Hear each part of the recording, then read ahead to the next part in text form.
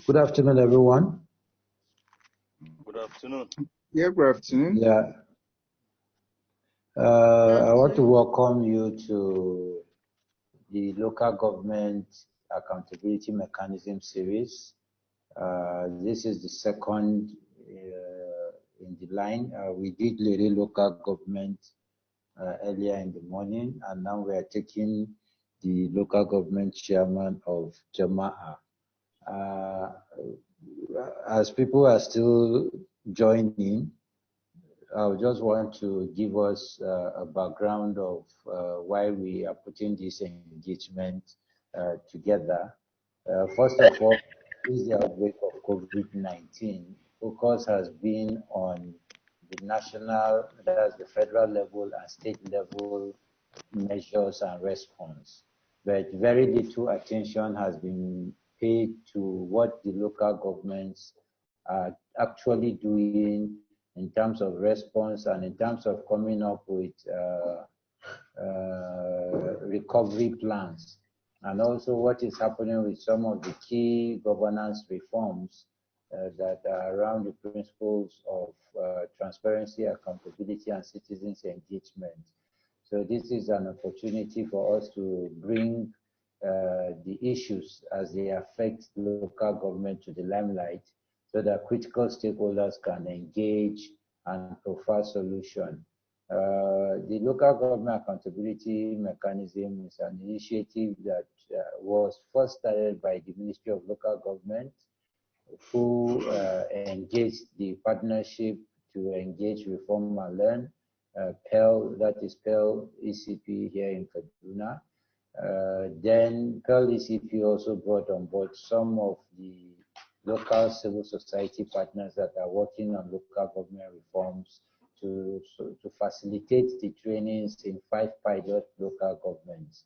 The civil society that facilitated this process is CALPED, Open Kaduna Radio, and Gender Awareness Trust.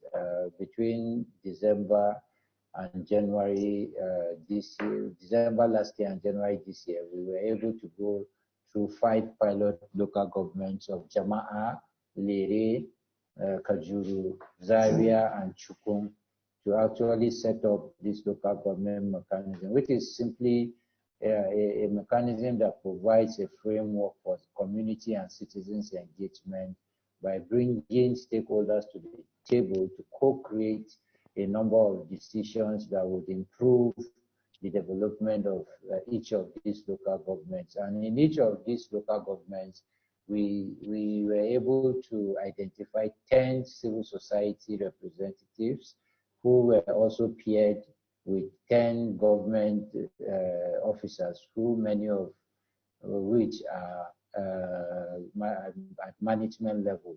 That is Director Budget and Planning, Director Works, and other critical civil servants. So after implementing this process with COVID-19 coming to interrupt a lot of things, we want to use this series to actually hear from local governments how they have taken forward some of these reforms that in many ways will help them really tackle this COVID pandemic in their various local governments and come up with strategic recovery plans that will take us out of what we are facing. So that is just a background of what we are looking out for.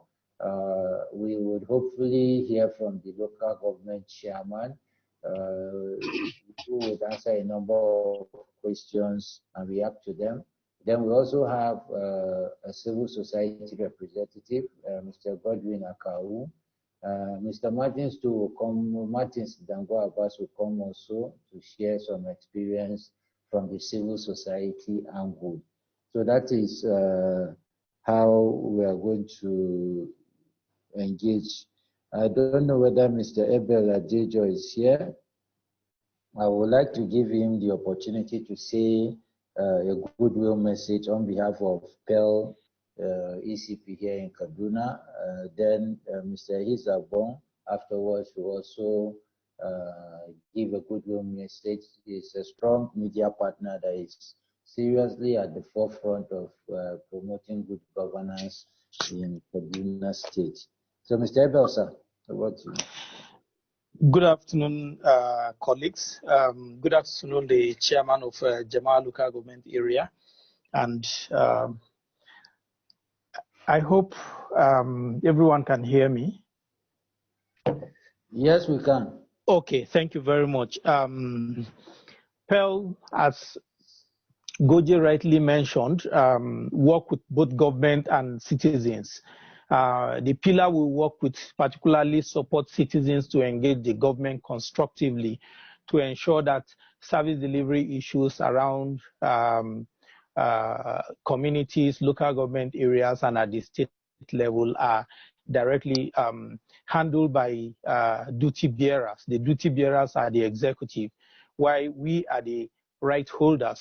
As right holders, definitely we are expected to request for information for the government counterpart to provide accountability structures for us to look at and see, yes, so month, the local government got 1 naira, the local government expended 5 naira, the local government had saved 2 naira, and the balance we have left is so amount of money. So it's the responsibility of the citizens to request from the chairman constructively to find out what they've been doing.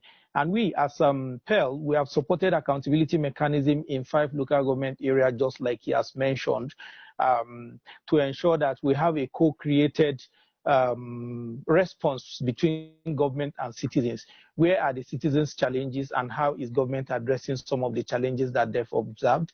And these are also coming up in the area of community development charter. These ones are coming up in the area of health, in the area of education, and so many other areas where citizens also pay tax. They request from government to know what is their taxes being used for. That is tax for service, and quite a number of other responsibility that government is expected to provide to citizens. Local government is the third-tier system of government and the closest to the citizens of Nigeria as compared to state and the federal government.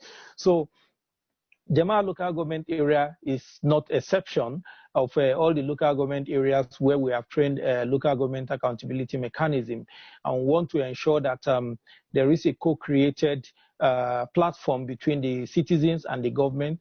And we are aware and have been seeing a number of things that Jema'a local government has been doing. So we are quite happy and want to thank the chairman of the local government for carrying everybody forward. And it's our hope that the remaining period you have in the office, you do your best to ensure that you and the citizens of Jema'a local government area live up responsibly to all that you promise to deliver to them. Someday when you are not in the office, you'll be remembered for the legacies you left behind. So want to thank you. As PERL, will continue to support the partners, the state and citizens to ensure they deliver service to the entire people of Kaduna State. Thank you so very much. Thank you very much, Mr. Call on Mr. His to give us his goodwill message. Yes, I want to first of all thank the Honorable Chairman for having time to be here, and also other partners, and to let them know that this exercise that we are carrying out is not a waste of time at all. It's one that is adding value to the work we do, the one that's adding value to the work that you do as a chairman, and also for other partners that are here. With this, we are able to all come on the same page and add value to governance as a whole. So this time that we are going to be here together, I want us all to listen carefully and also make contributions that will add value to our discussions this afternoon.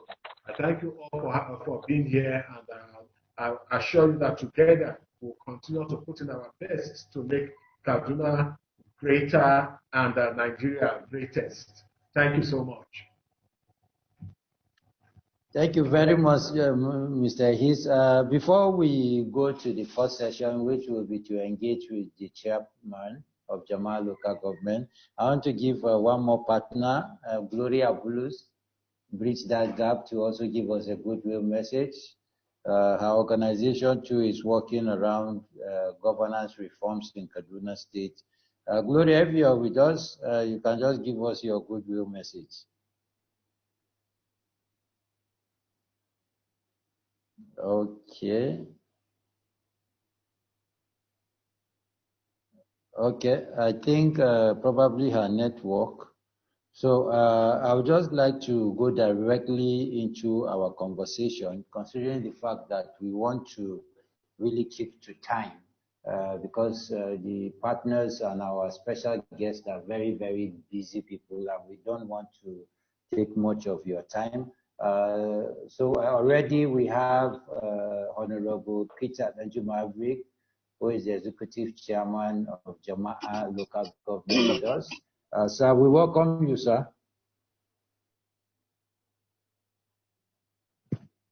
Hello, sir.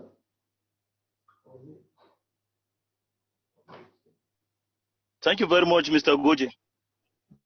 Yes, sir. Before we start the line of questioning, sir, I want to really also acknowledge your partnership with the civil society in Kaduna State, especially around local government reform. And what makes you very unique is that most of the reforms that are happening in the local government are initiated by the APC government.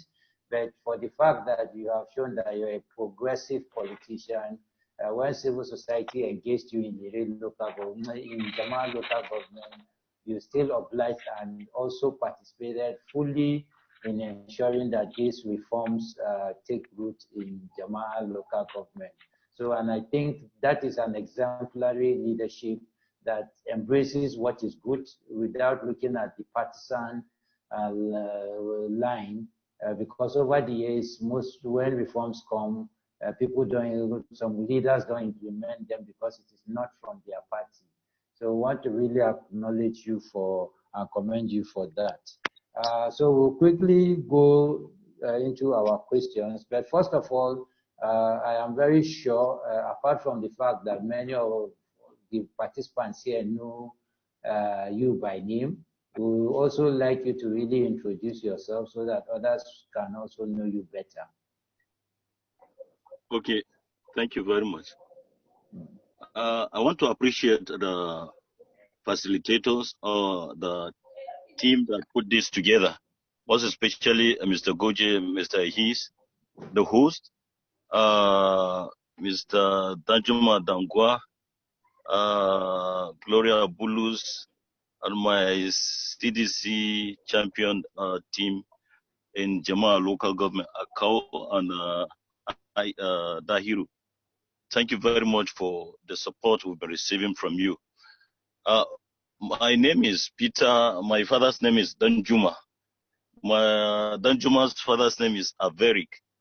I am from Jema'a local government, as you know.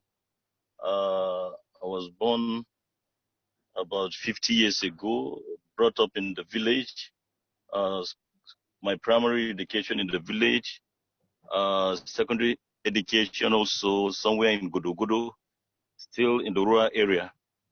I was opportune to be in College of Advanced Studies, Zaria, where I did my IJMB. Later on, in the University of Port Harcourt, where I did Geography and Environmental Management up to MSc level. Before then, I did basic marine engineering training in Lagos. So I worked in the marine sector, in the maritime sector, before coming into politics. By the grace of God, I was elected 2 years ago, and I've been in office doing the best I can. I am also, God has blessed me with a wife and children. We're all doing good by the special grace of God. That is Peter Danjuma, very in a brief. Okay, thank you very much, sir. for this brief introduction. So quickly, we'll just go straight to our questions. COVID-19 is a new reality that governments at all levels are grappling to contain. So the question here, sir, is how has it been in your local government in terms of the challenges of enforcement of preventive measures? How has it affected running the administration of the local government? For example, the state government has introduced the governance continuity plan, which is majorly driven by e-governance. Due to a lot of preventive measures around social distancing and lockdown, but still government has continued to function. So I want to also know how, as an administration, you have adapted to the new realities and what are the challenges. Then also, in that same question, we are curious to know your challenge around revenue, because revenue is the blood of any government. Without revenue, no government can survive. So we know that the economies all over the world have been hit hard by COVID-19, and it has affected the revenue generation of government at all levels. So we're also interested in that, in knowing how it affects budget implementation and the health facilities. Do you have adequate health facilities to cater for some of the emergencies that we are seeing? So generally, just to look at the challenges of COVID-19 as it affects your local government, sir. Over to you, sir. Thank you very much, Mr. Goje. COVID-19 pandemic, it came at the time it came. We thank God for everything. COVID-19 is real and doesn't discriminate.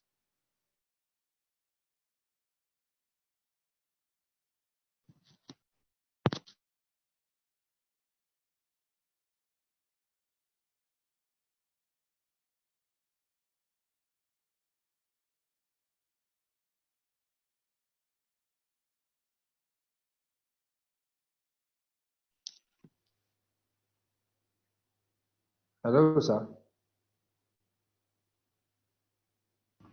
Seems like there's a network.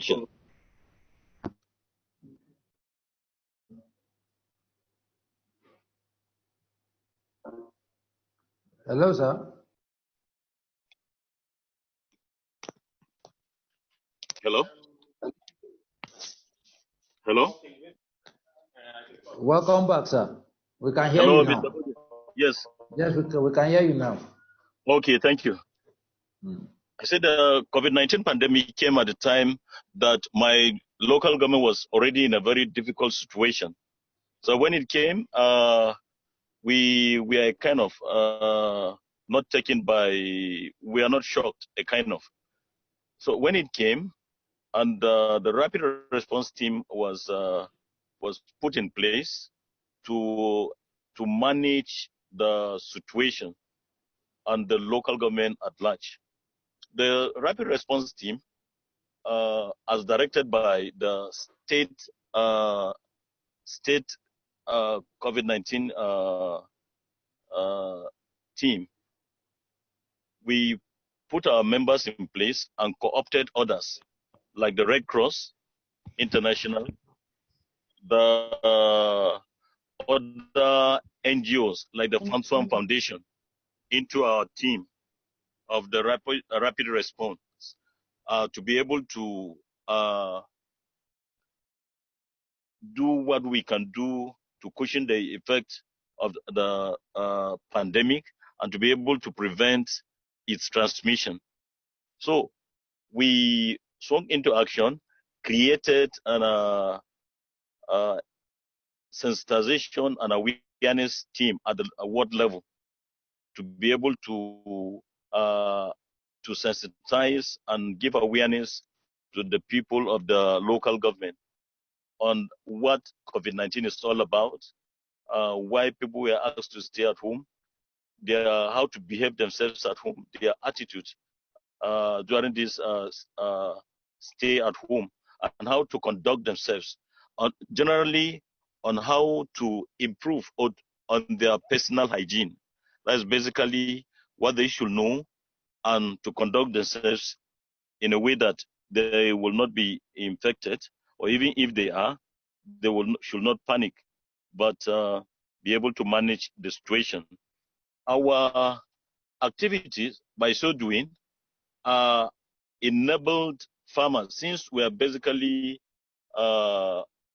majority of the people in my LGA are farmers, so they have been able to, since government also permitted the agricultural sector to continue to operate, so my people have been able to continue with their farming activities, and so the economy, the agricultural sector, was not much affected. It was affected, but not that much, since they have been going on with their activities. But they needed to know how to conduct themselves and to know what the COVID-19 pandemic is all about. That we've been doing, given the sensitization. At the world level, we had a team made up of about six, 7 people. The medical team, from the health facilities. Then we have the WASH team. We also have the National Orientation Agency, and the team from put together. The team, we are working to sensitize to the public. We also use the traditional council, the traditional institution. We engage them to use town criers at the community level to announce to people what COVID-19 was all about and how to conduct themselves. We also use the other community leaders, religious leaders, that's the faith-based organization, to also talk to their members, though they were not gathering in places of worship. But on one-on-one basis, we engage them to sensitize people.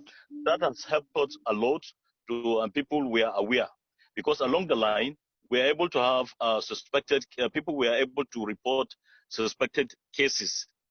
We had about 7 reported cases, which the initial stage, which they turned out to be negative. The team from Kaduna we alerted. They actually came down to my local government. They collected sample. At the first instance, we had 2 reported suspected cases. Then 2 cases came up again. Then a case came up at the point, another one. But they all turned out to be negative after clinical tests were conducted. So that gave us the insight that people in my LGA were aware. The awareness was there, and we kept doing our best for more people to get to know that we've been doing, and that has helped us a lot. But our revenue generation generally was affected because economic activities were paralyzed. The only thing that has been going on was the COVID-19 pandemic, how to prevent it, and how to conduct ourselves for those that may be infected. That's what I have to say on the question you asked, unless an area that I did not touch, any area that I didn't touch.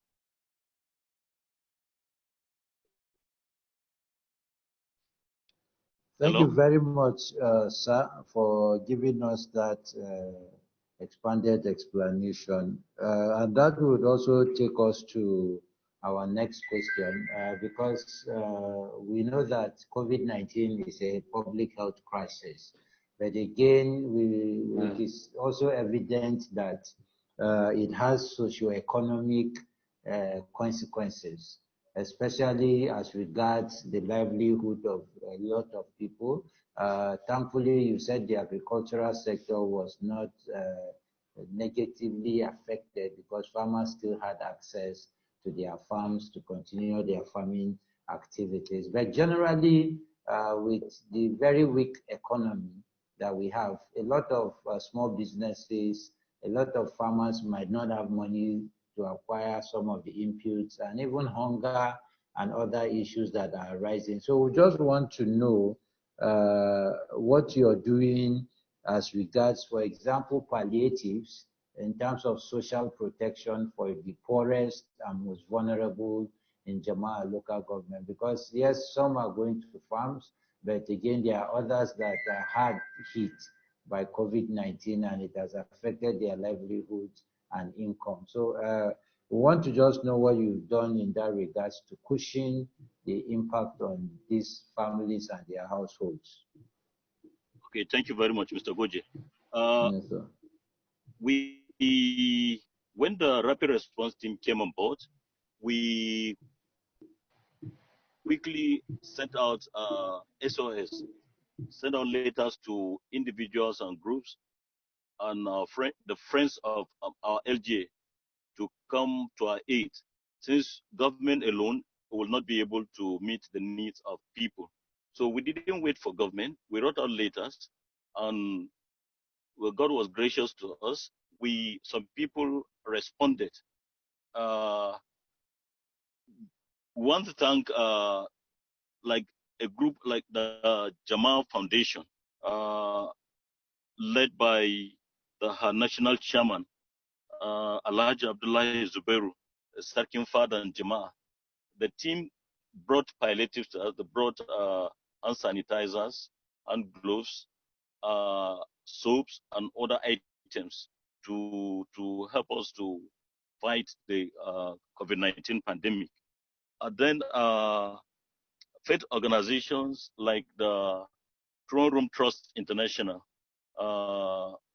under the vision of Apostle Dr. Emmanuel Kure, gave us food items worth millions of naira. They had confidence in our administration. They gave us that assistance. Our member of the National Assembly, Right Honorable Shows Sarkin Noma, gave us food items. Honorable Ali Kalat also helped us with reasonable amount of money. Mr. Wilson Ilya, also a son of Jema'a local government, also, and some other persons supported us with food items. A farmer from a particular village sent us 100 bags of maize to assist us as we reach out to people. So before government came with palliatives or food items, we in Jema'a local government were able to reach out and we received food items and other medical items from individuals and groups.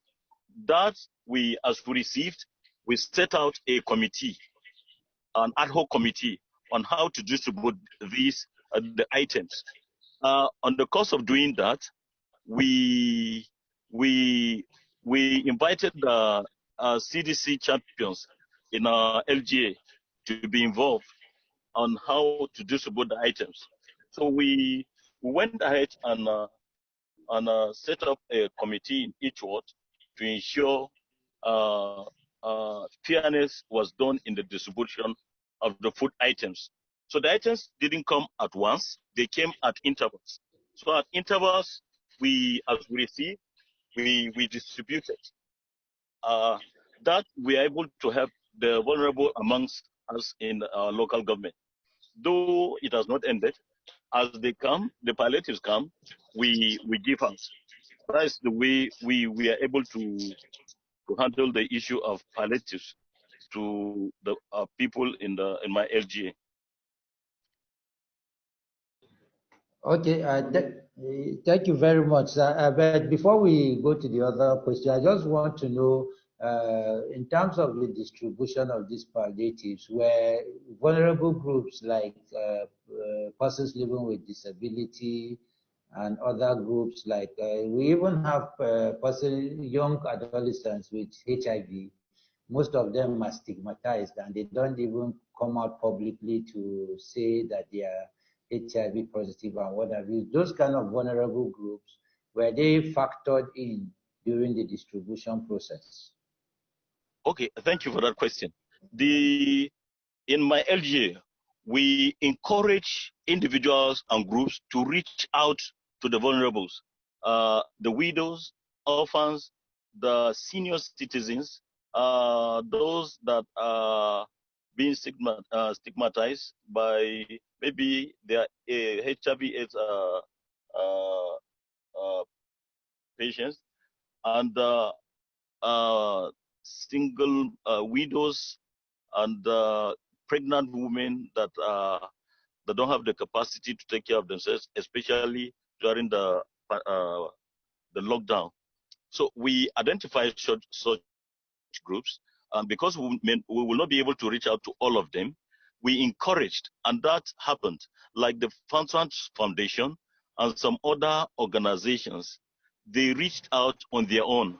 We tried to keep track of individuals and groups that reached out to the vulnerable in LGA. Then the items that were given to us to distribute to others, we to the vulnerable, we set up committees in each LGA, in each ward, a committee of 6. The politicians, faith-based organizations, and the women group were identified.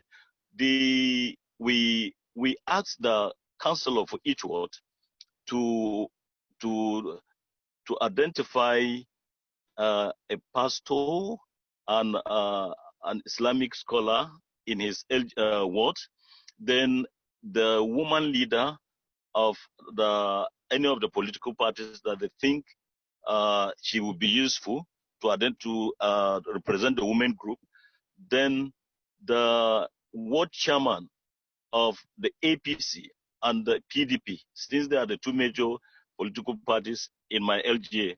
So put together, the 5 of them were coordinated by the councillor. So they identified the beneficiaries, the vulnerable in their wards, put the list together and sent to us. So we sat down as the distribution ad hoc committee for distribution. With the list, we made sure items were distributed to the wards. Then we invited the Red Cross International and the CDC champions in our LGA and their representatives in each ward to monitor the distribution of the food items. With the list, we gave them the list to monitor and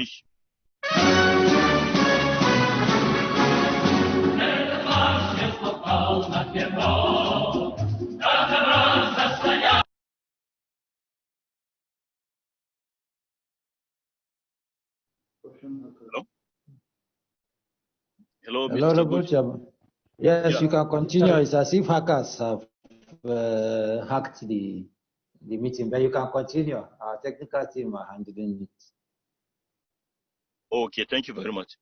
So we invited a team of the Red Cross and the CDC champions to monitor and to track the distribution to ensure the items actually reach the beneficiaries.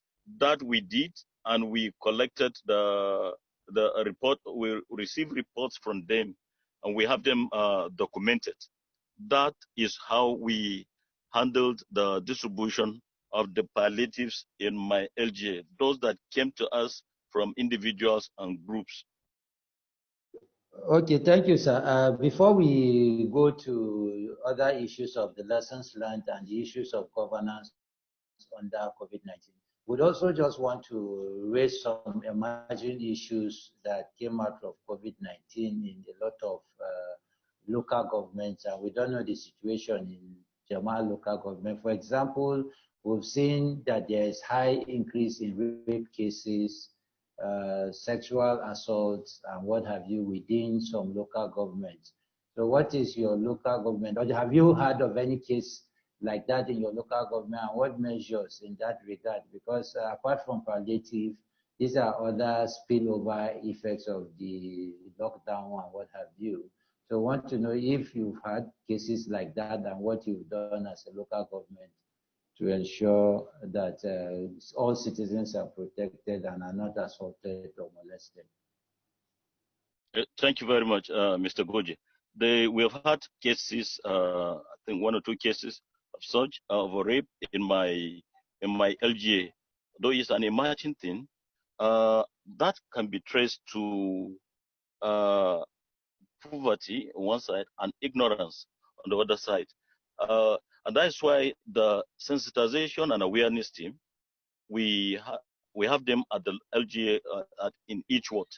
Then as they go out, do their sensitization, they come back, we meet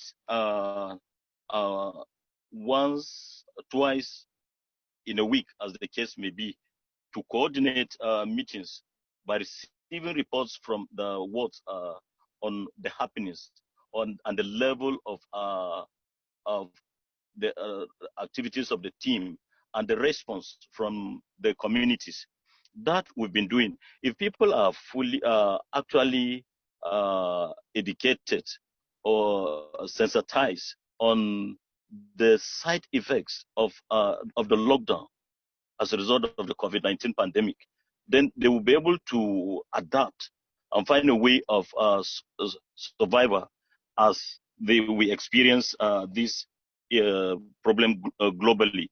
Then some are ignorant on one side, they don't know the consequences of rape. So then some are, because they are idle, they are not doing anything. So people need to be engaged.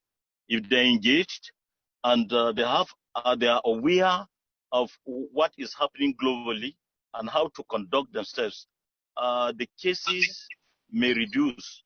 The cases will reduce, and the number of cases will reduce. Then people can still go ahead with their lives, even for those that are victims of the rape, and even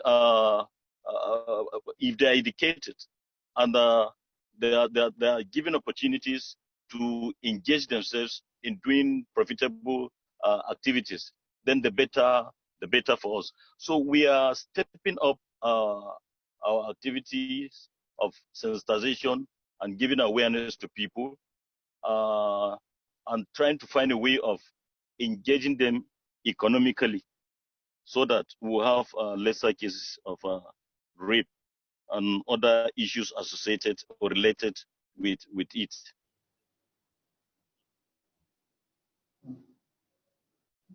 All right, sir. Thank you very much for that. I know that we have looked at some of the challenges that the COVID-19 has brought about. So I know that for us, the local government, there are lessons that you would have learned in terms of administration, in terms of even handling or managing crisis. So going forward, what lessons do you think you can take forward from all the experiences you've gotten in managing COVID-19, in responding to COVID-19, not just in terms of public health, but even around governance and social protection intervention? Okay, thank you, Mr. Goji. As what government has been telling us, government has been dishing out advisory and safety guidelines.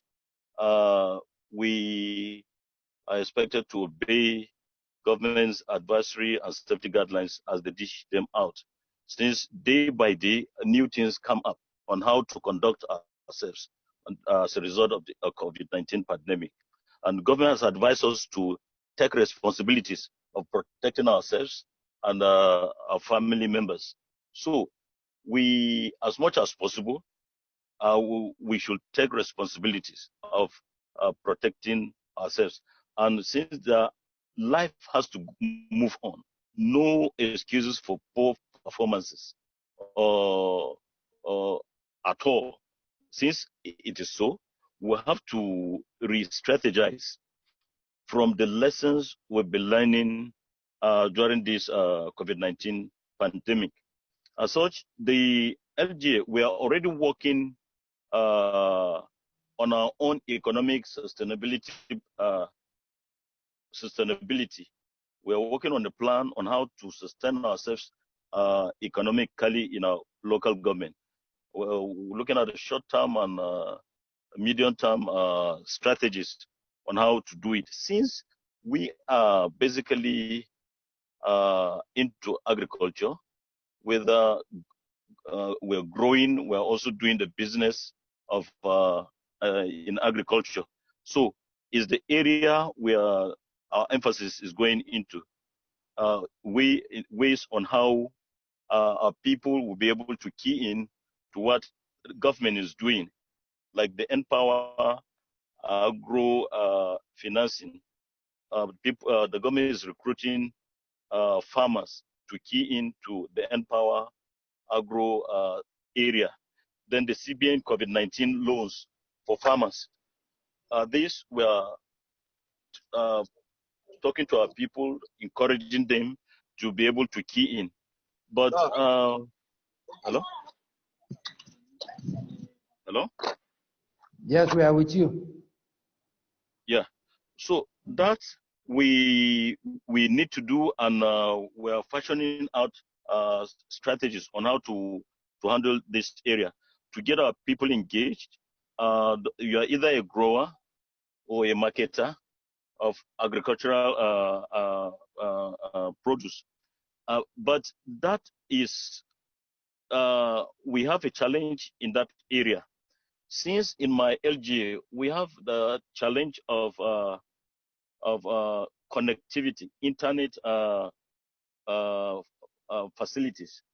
They are there, but they don't cover the whole of the LGA. Even where they are, they are not effective. They are not. We experience failure in network services in my LGA, and since some of these activities are online, we are facing a very huge challenge. And as we can see, activities in the educational sector, in the commercial sector, is e-learning or e-commerce. Most activities have been going on online, despite the stay at home. Activities have been going on online.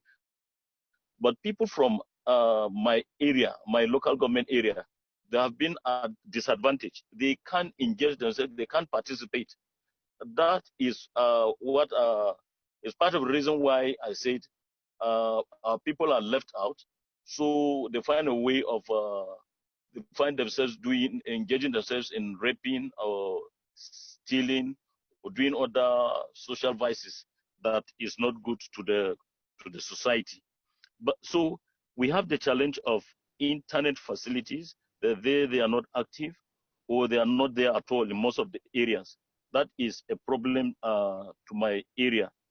And we want to partner with individuals and community-based organizations, community-based associations, to be able to invest in our people, especially the youth, so that they don't become restless and thereby engaging themselves in activities that are not good. So digital education or the e-learning process, people need to be educated and to be trained in that area to be able to take advantage of what government is doing or what is happening globally. We want to ensure also farmers, enterprises at the smaller scale level or micro level, they should be able to have loans at zero interest or no interest to enable them pick up as they try to survive as a result of this pandemic. From our experiences so far, there is the need for zero interest loans to small scale entrepreneurs and farmers in my area. And the vulnerable in my area, they need safety nets, they need social security at their own level. As they farm or conduct their activities, the government and individual and groups or NGOs should come in to provide social nets and safety nets for the people. there should be an extension of protection to the poor ones in my area, to be able to strengthen them and to give them hope that there is life after the COVID-19 pandemic, despite the bitter experiences we've been having. And there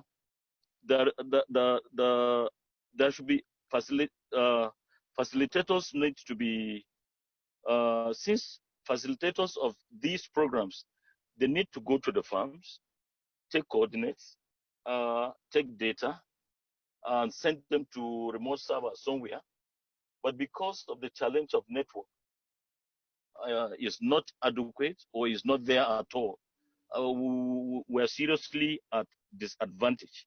So I'm using this medium to people that have the capacity and also government to please come to our aid so that our people will be able to key in the economic sustainability plan that we are looking at from the experiences we've garnered as a result of the COVID-19 pandemic in the last few months.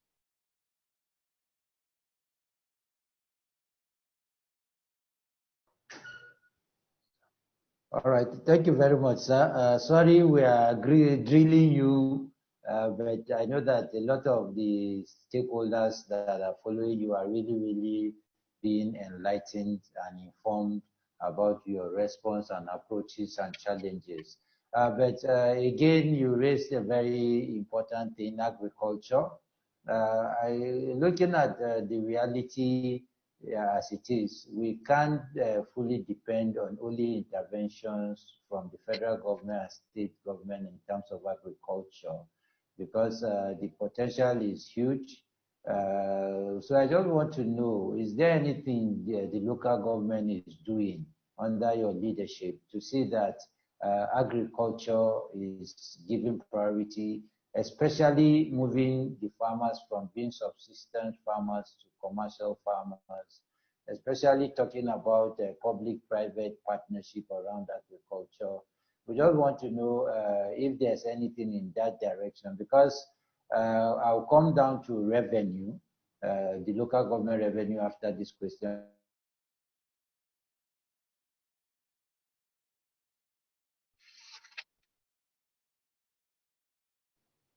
Hello? Hello?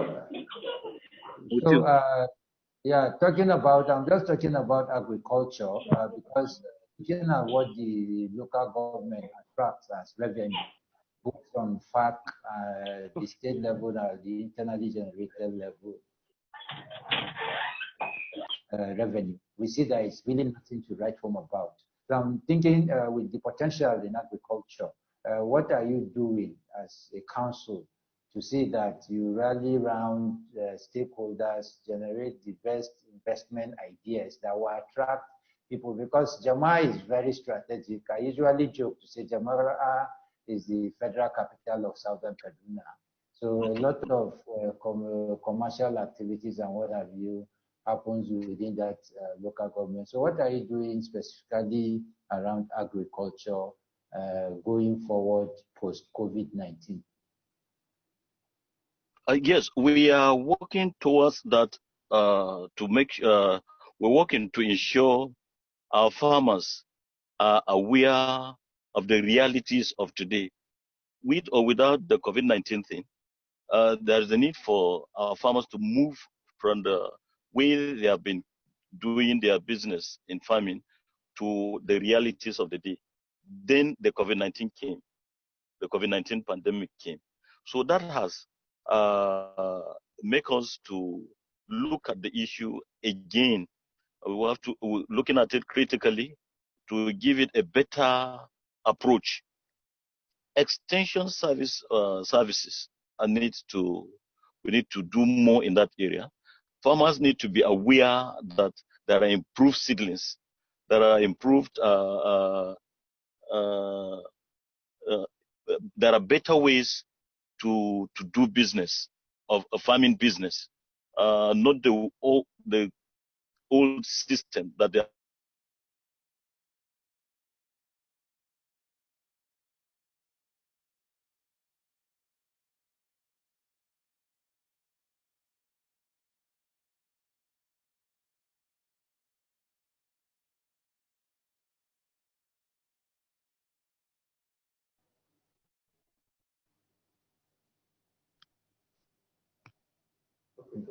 Hello, Hello? sir. Hello? At a So point in time, your network freezed. okay. I said that the farmers in my LGA needs to be aware of the modern way of farming. So the extension workers, we want to use them intensively and extensively to reach out to farmers. Let them be aware, let them be educated of improved seedlings and other better methods of farming.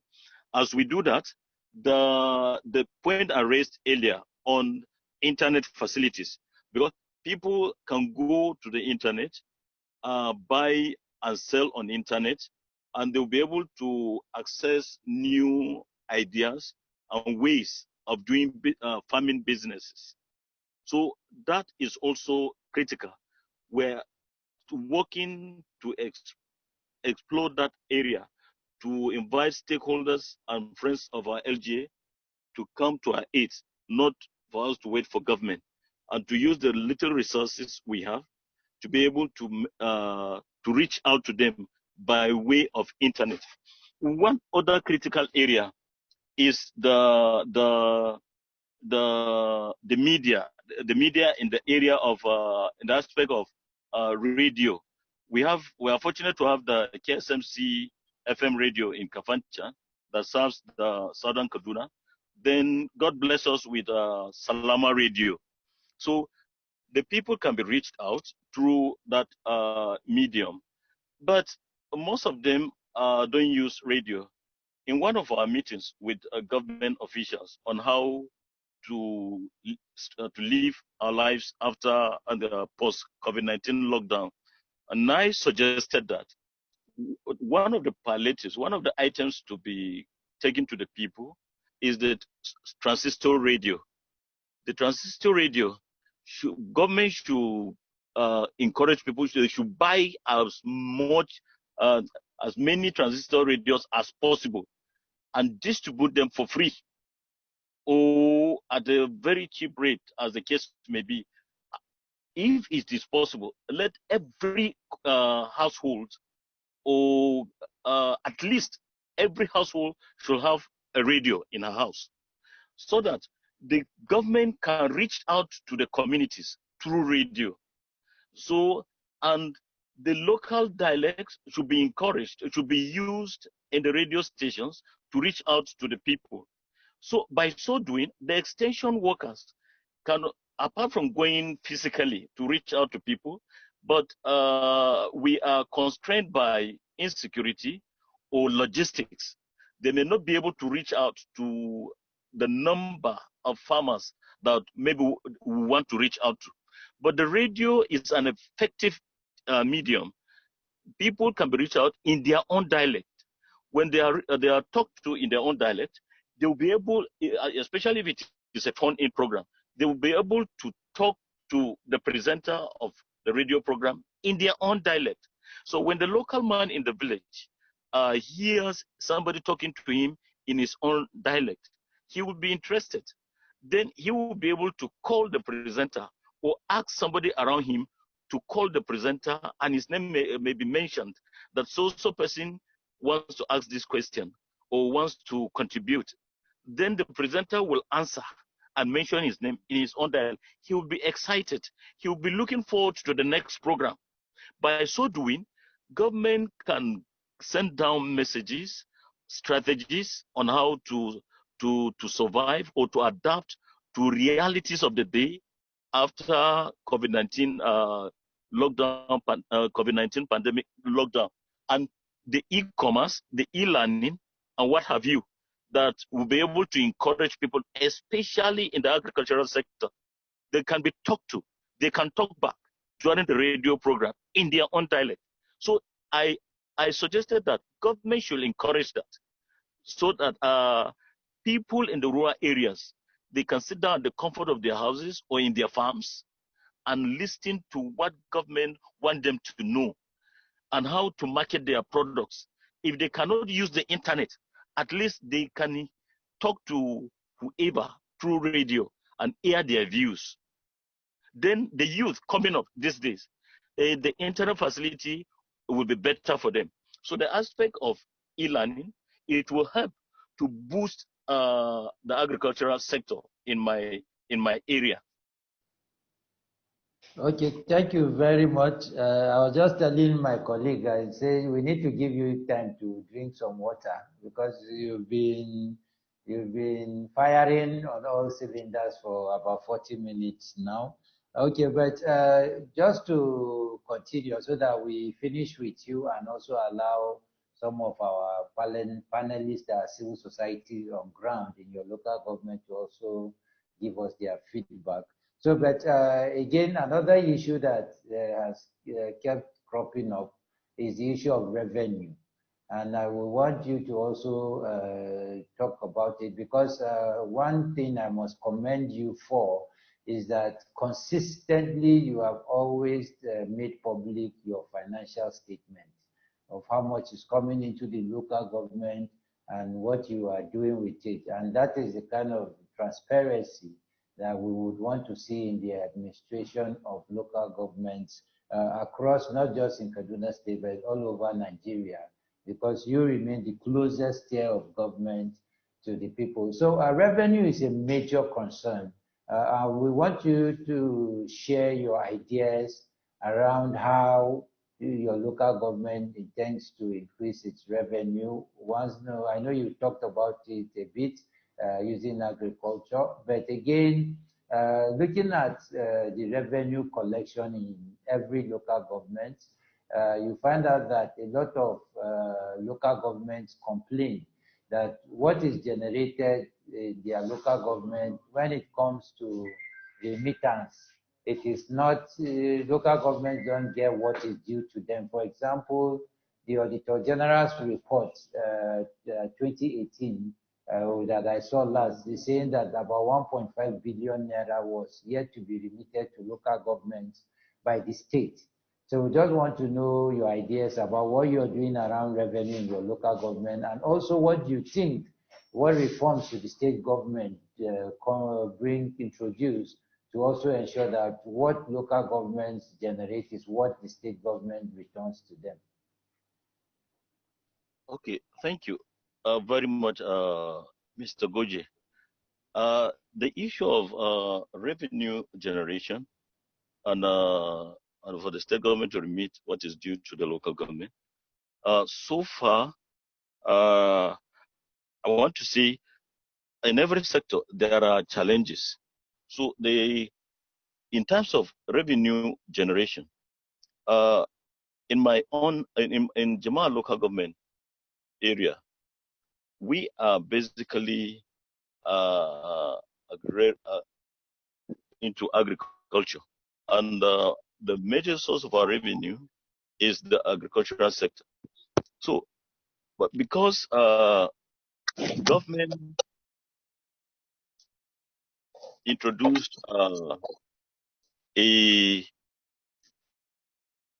consultant to receive revenue on her behalf, and by the report of government, the consultant is doing well.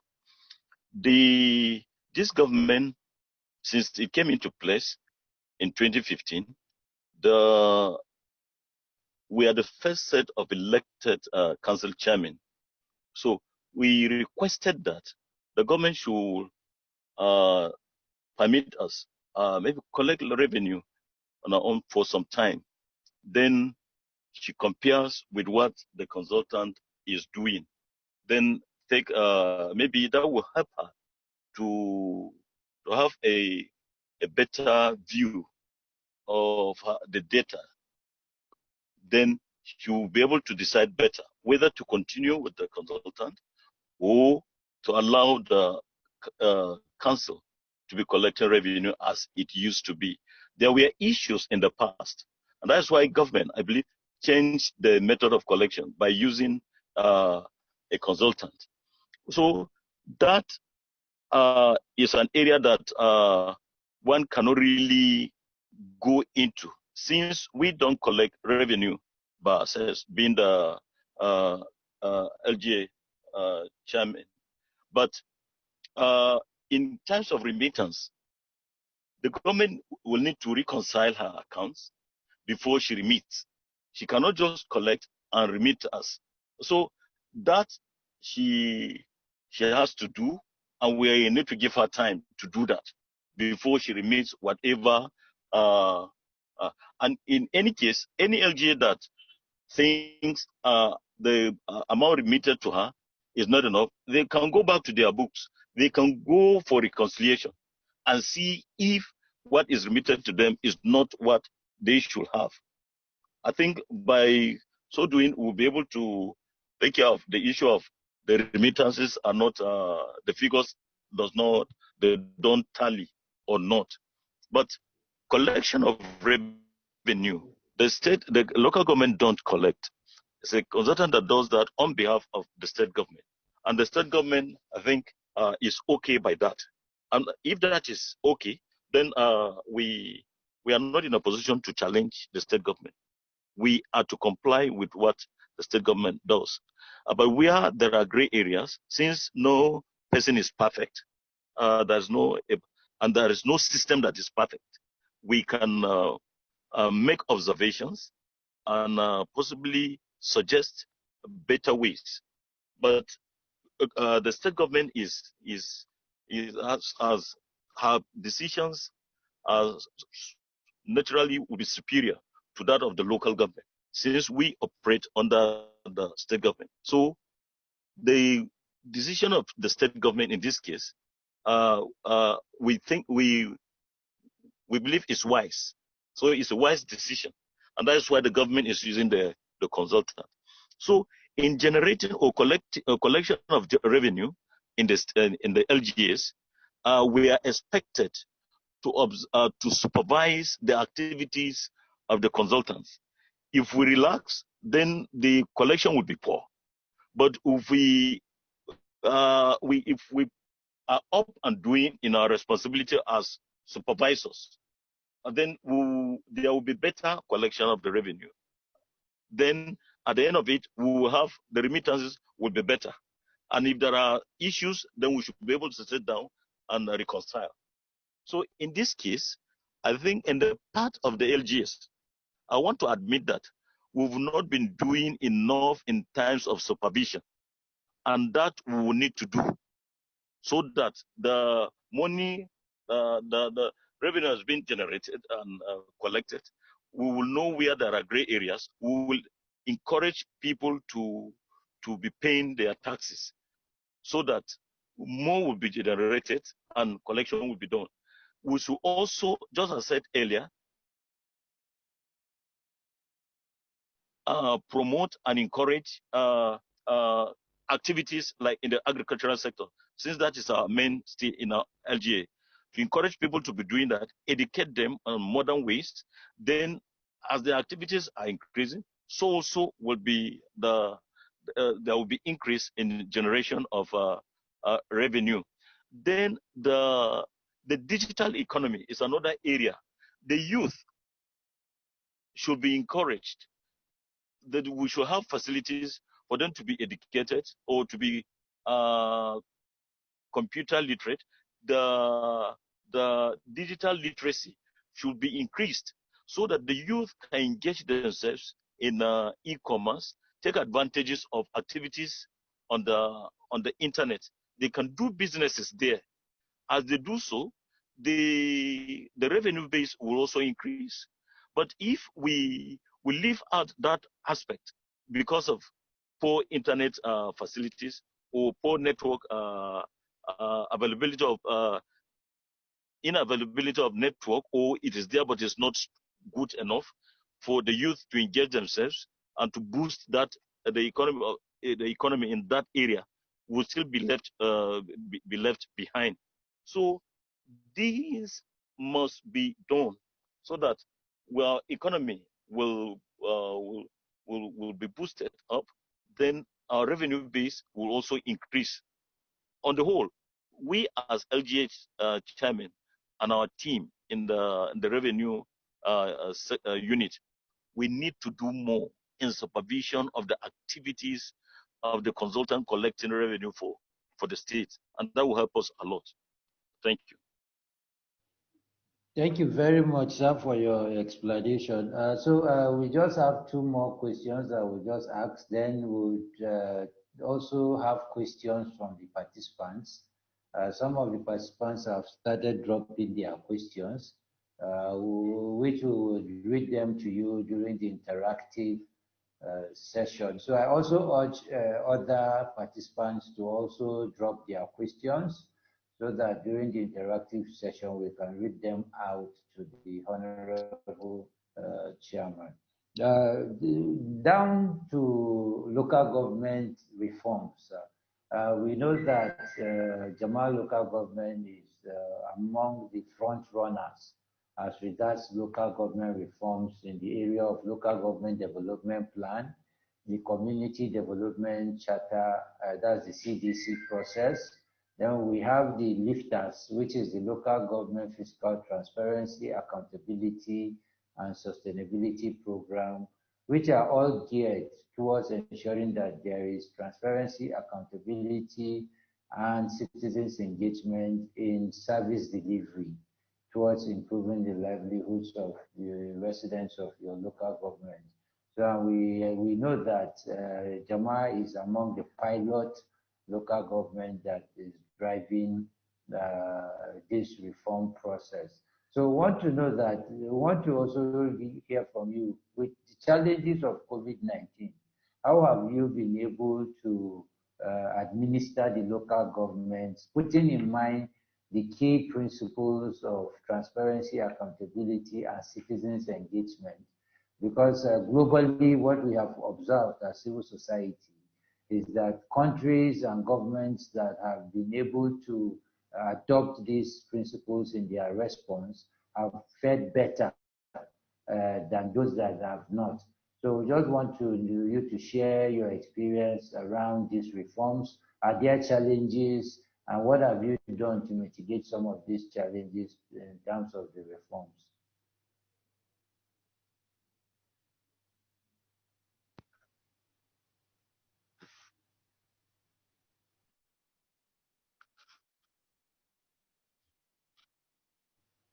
Hello, sir. Did you get the question? I think the last line, I didn't get it. The line. No, we just want to know some of the reforms that you're driving in the local government, especially in terms of transparency, accountability, and citizens' engagement. How have you carried those reforms along in your response to COVID-19, looking at the health response and the socio-economic response in terms of COVID-19 pandemic? Okay. Once again, thank you very much, Mr. Goji. My LGA is one of the LGAs that our take home after the JAG meeting is not good. So, but we have to, governance has to continue. There are no excuses for poor performances or failure at all. Life must go on. So in our own part, we make sure the little we have at the end of the day, though it's not anybody's fault, is what is due to us, that is being given to us. And because of the challenges of huge salary bills of workers, traditional institution, medical staff, and the primary school board. In our own case, we have a very big number, and that is taking a chunk of what is due to us every month. So we are virtually left. We always left with small or nothing to run the local government. But as much as possible, we've been able to go global by having a website, an active Facebook account. We're on Instagram, and we have an email address in place that people can communicate with us. We have telephone lines. People can call us, and make observations, criticize us constructively to enable us improve.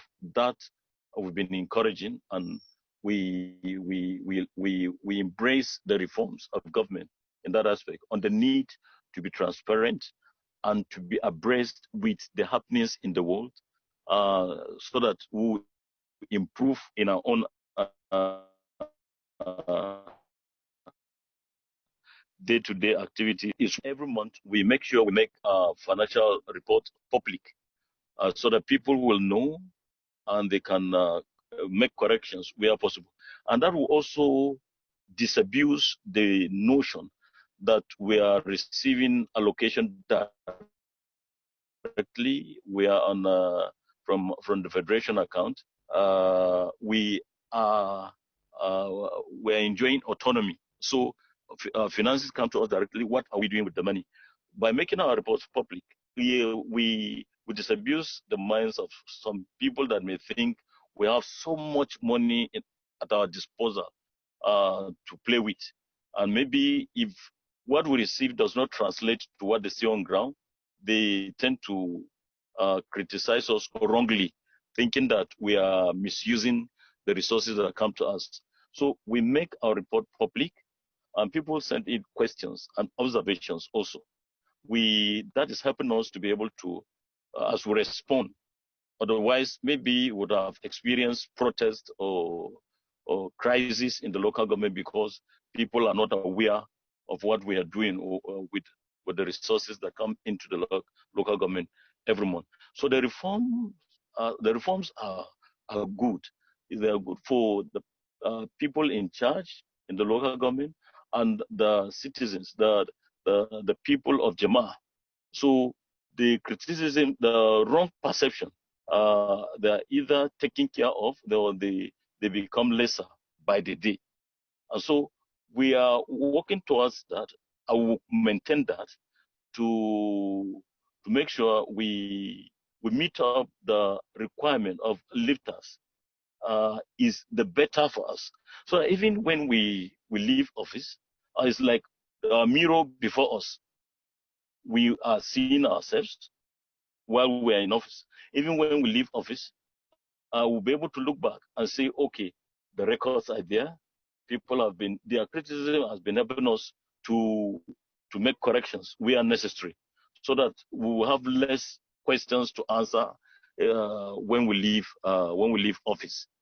And whoever that will be taking over from us, or the set of people will be taking over from us, everything is nothing is hidden.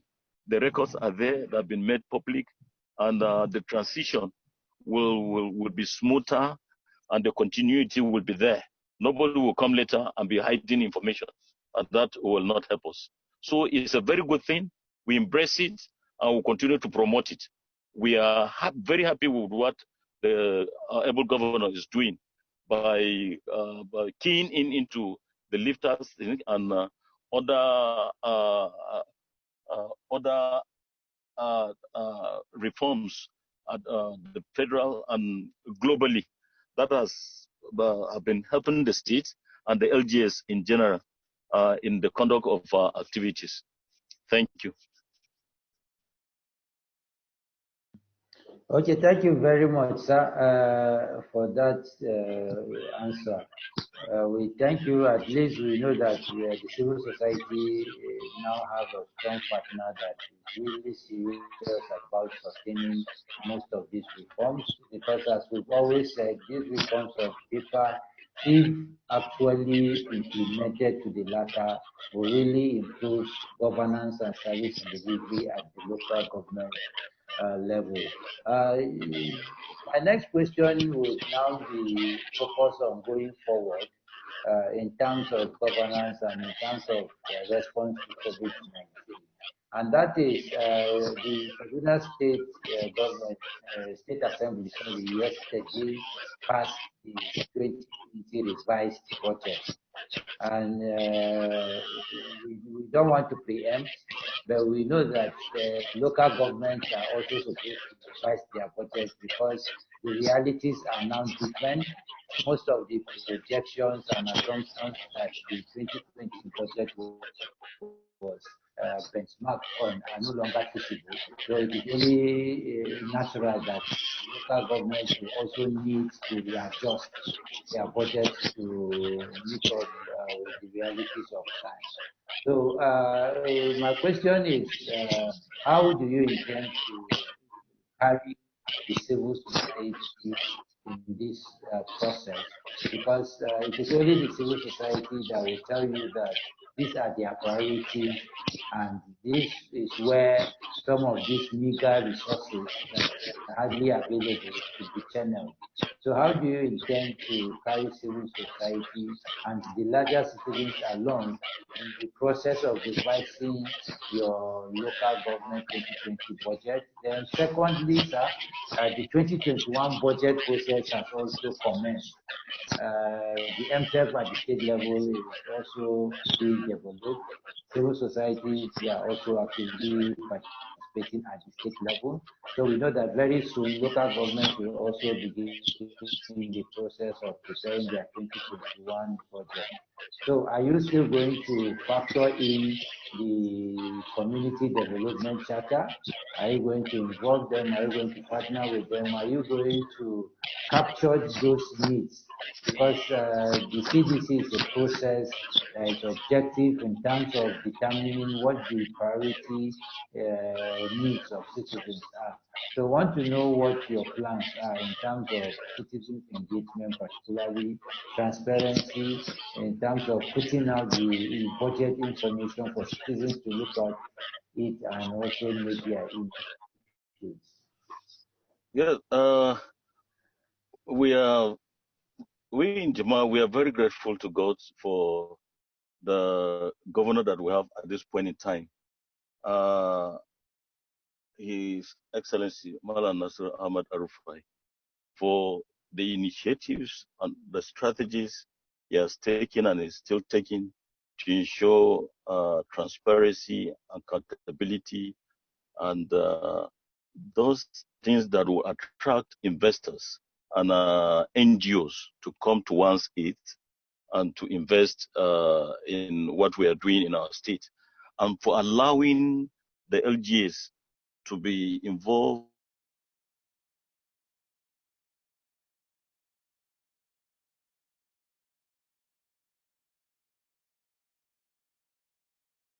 societies the opportunity to be involved. Therefore, we are loyal citizens and obedient to government. The civil societies are automatically involved in our own case. They are welcome. They will continue to welcome them. Even if they don't come, we will invite them. We want them to be. We continue to engage them. We want them to be involved in in this case the budget 2020 budget review. We in Jema'a local government, we have already put in machinery in place to review our budget to face the realities of the day. And I believe the state government will call our attention to that and maybe give us the percentage to work with to review the budget downward so as to make it real. We will involve the civil society. We've been benefiting from their own input. No man is an island, and nobody has monopoly of anything, even knowledge in this world. So we will not say we know it all, we can do it all. The civil society also, they have a role to play. They have roles to play. So we will bring them in the budget review, and also the 2021 budget preparation. We'll bring them in because we'll be we'll have town hall meetings. Thank God we have the CDC champions. They have their representatives in each of our wards. Then we have Ambassador Akao and the lady Dahiru, Miss Dahiru, at the local government level. They've been doing a good job. We'll continue to work with them. And also, my member at the National Assembly, and my member at the State House of Assembly, we've been meeting, we've been talking on the need to have a synergy in our budget, so that the right honorable member in Abuja will not be planning to have a borehole in the local government secretariat. Then in our budget, we'll be planning to have that done in our secretariat. Projects will be repeated. That will not help us. We are already synergizing to see that budgets should prepare.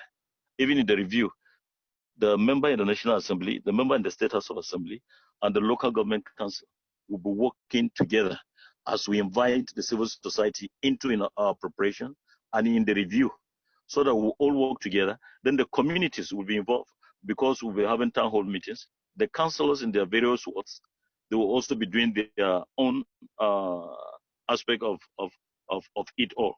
So it will be an inclusive thing. The stakeholders, as much as we can reach out to or call them for meetings, we will do that.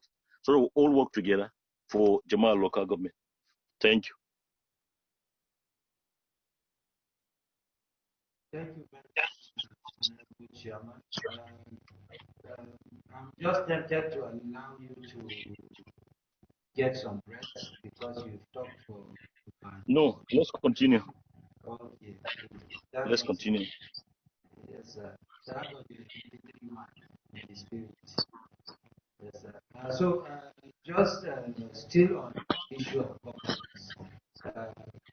we also want to hear how the 2020 budget has performed, because we've talked about the reviews. So, but before the review, we want to know how COVID-19 has impacted the budget implementation so far in terms of implementation, especially as regards service delivery, areas of health, education, environment, and other sectors.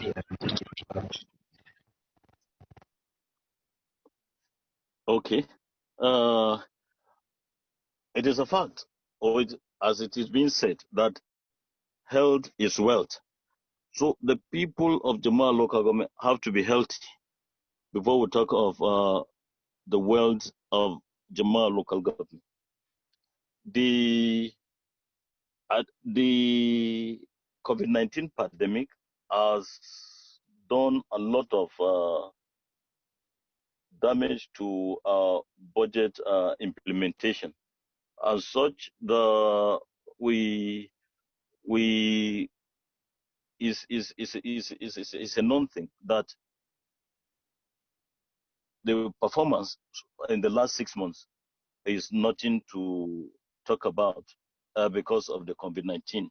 We are affected, we are so much affected negatively.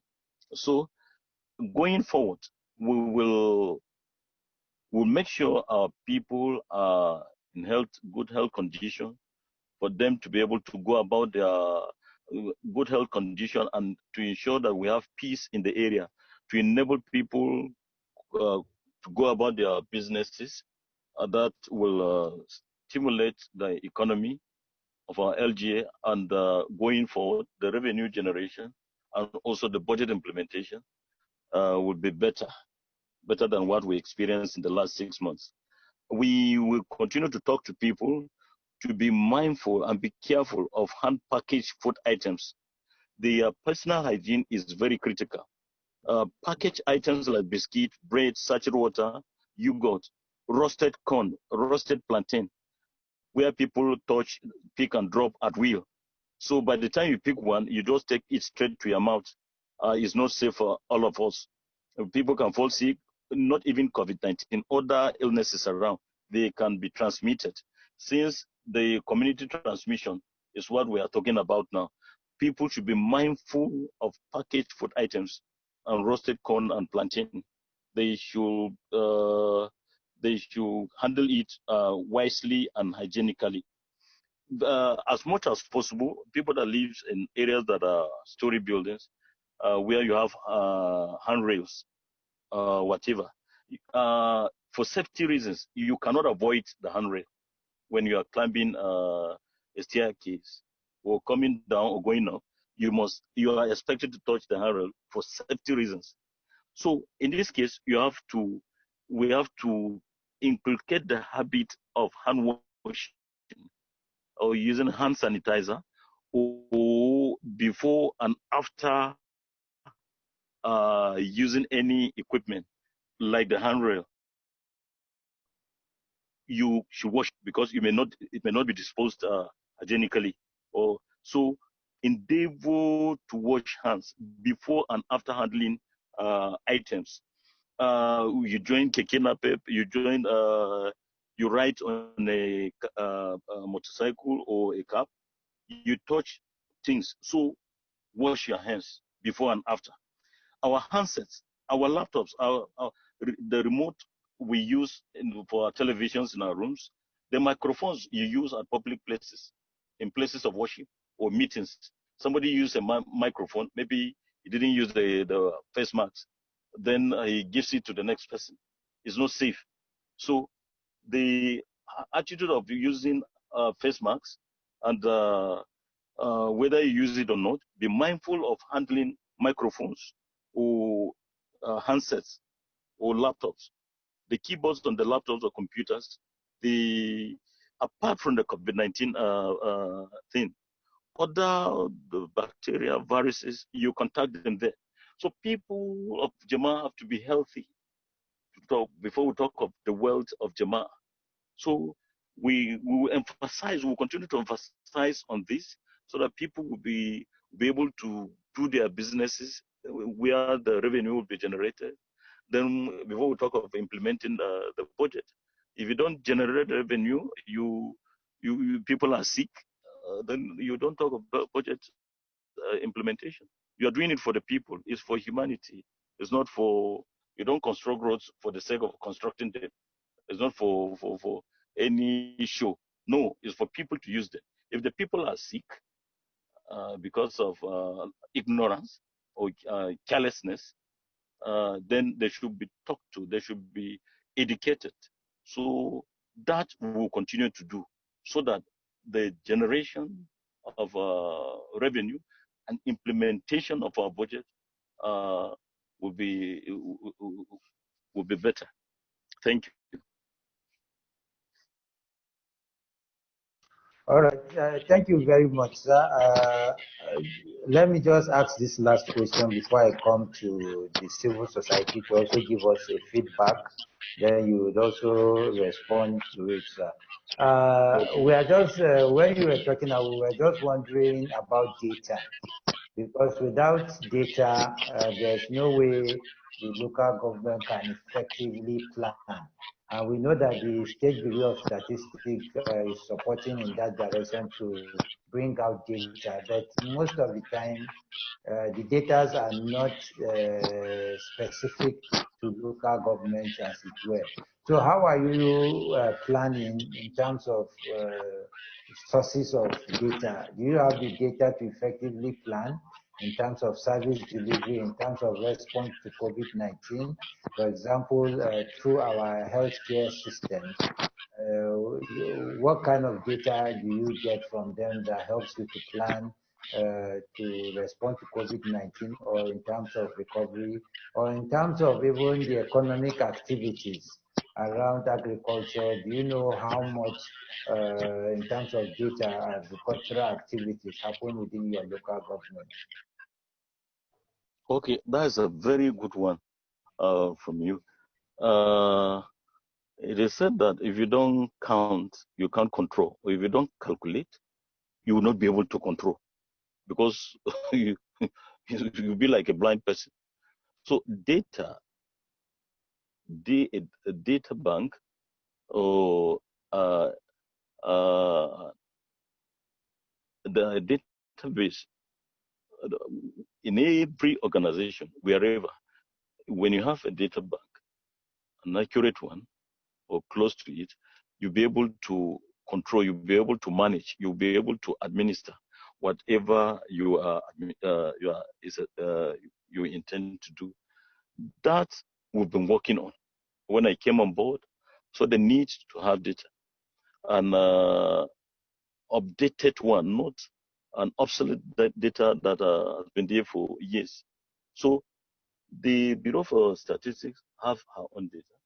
We also go to the communities on our own to try to generate data before we carry out any activity. At a point, we try to sort out issues with concerning the numbers of primary school teachers we have, because that's where the bulk of our money goes. What we have as that comes into our local government, the bulk of it, more than 50% of what comes into my local government goes to the primary school teachers as wages. So that has given us concern and the need to have accurate data in place to be able to plan, to be able to carry out our activities. So it's not only in the education sector, but other areas. As we want to do anything, like the COVID-19 palliatives that came, we had a committee at the wards, as I said earlier. There were 6: a woman, PDP ward chairman, APC ward chairman, a pastor, an Islamic scholar from each of the wards. We asked them to go into the communities to be able to identify the vulnerables there. And then we are specific: widows, senior citizens,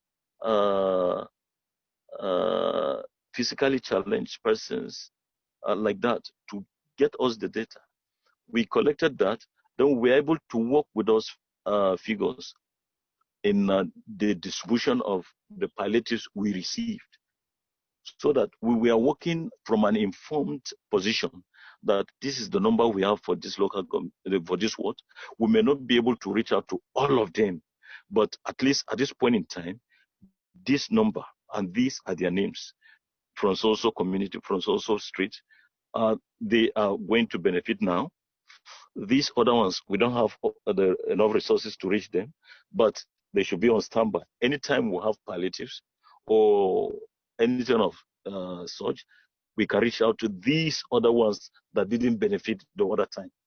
That we did during the COVID-19 pandemic, and that we intend to replicate in other areas as we carry out our activities. There have not been accurate data, so to say, in the past. And going forward, there is the need for us to have, and we're actually working on that, because the state may have our own, and it may not be the recent or updated data in our data bank. But since we are at the grassroots and we are with the people, we should have ours, work with it when the need arises. But when government gives directives,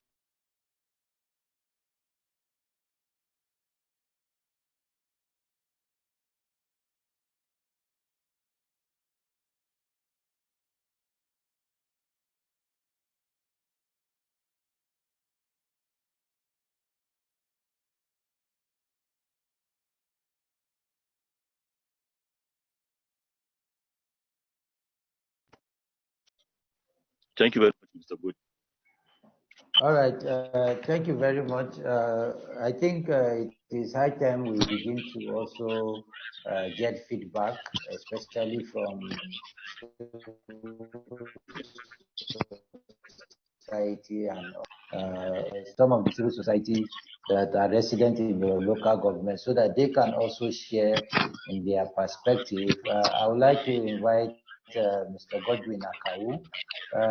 Mr. Chairman, if you recall, one of the things that came out of the local government accountability mechanism program that was done in your local government is that the technical working group and civil society will work together in improving governance in your local government.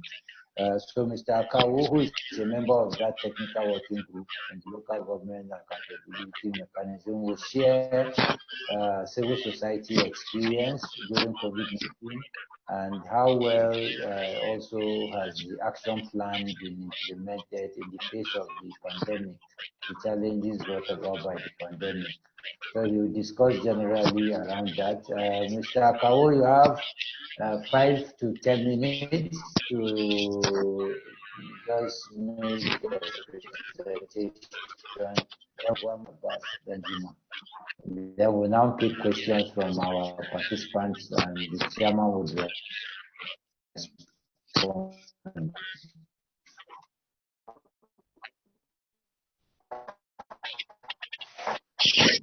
Mr.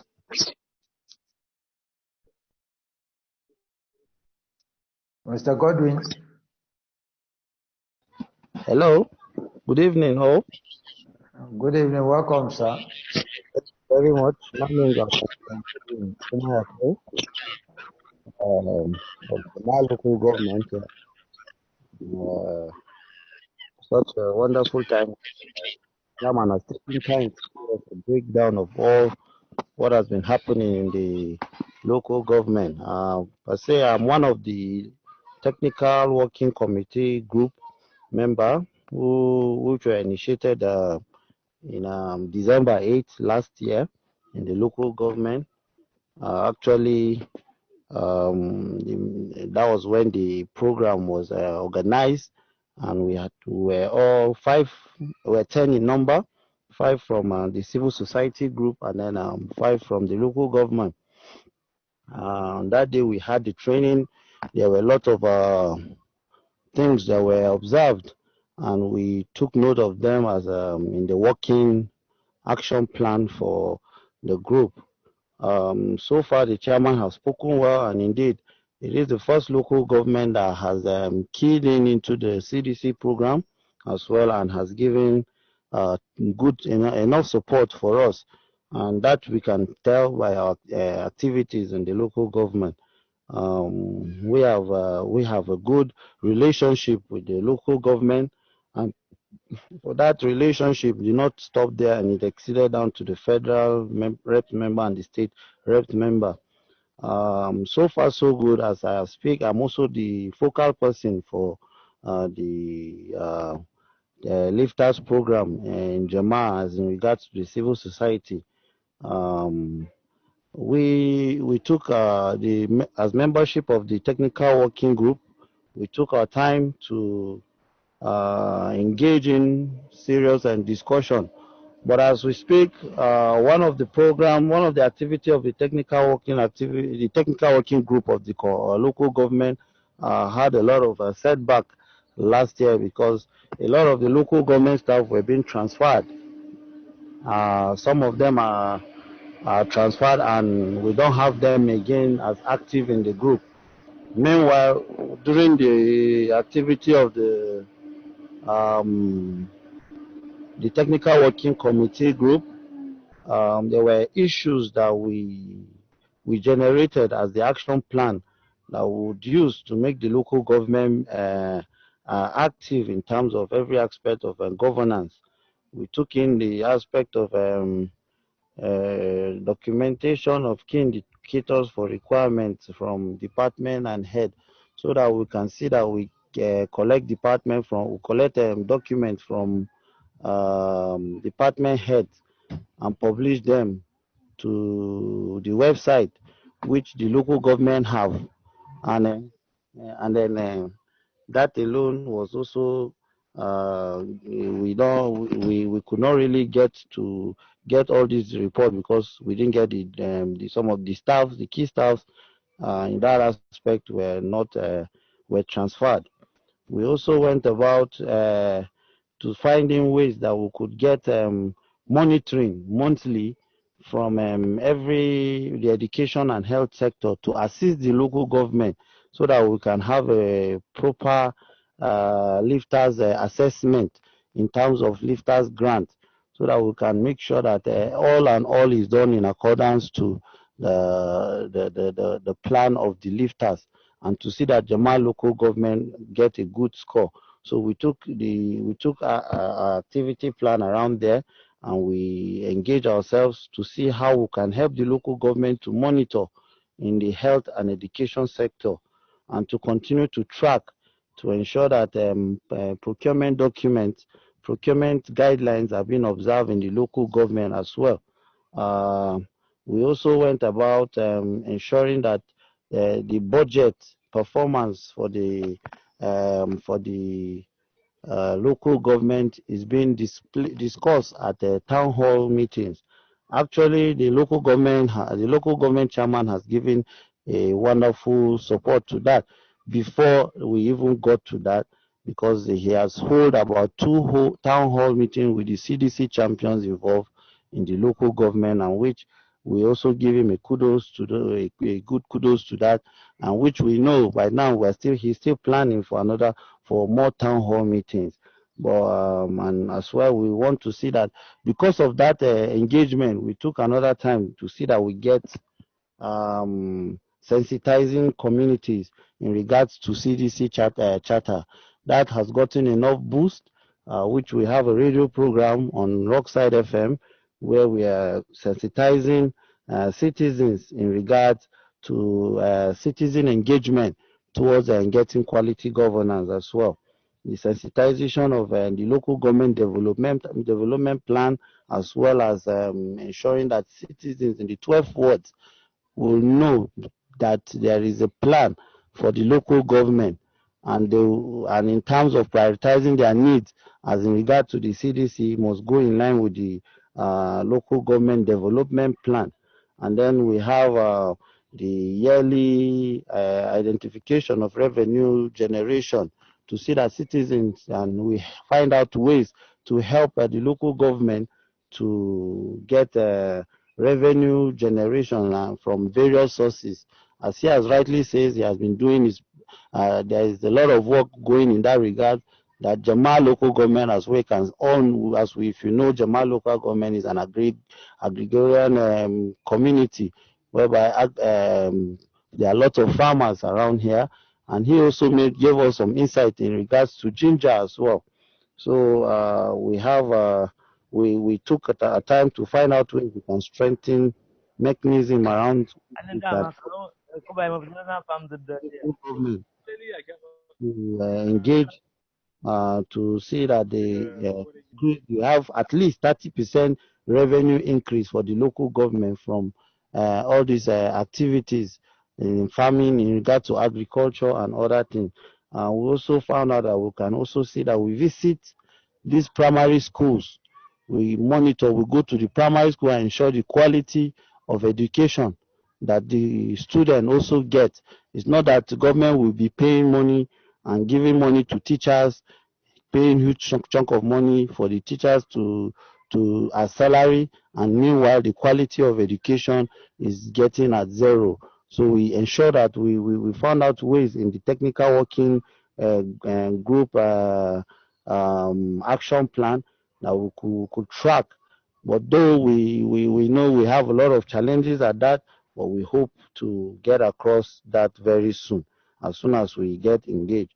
Well, some of the activities, because of time, I would not want to go into in depth, but these are some of the major ones that we have as for the local government, and we have tried to see so that we can also get the lifters grant if possible, to see that the chairman, just as he said, that has also given a boost to the lifters program, that we now have an active website in the local government to ensure that people are not only the website, we also have the Twitter handle, and we have the Facebook and the Instagram account, which most citizens now go to check and see activities of the local government.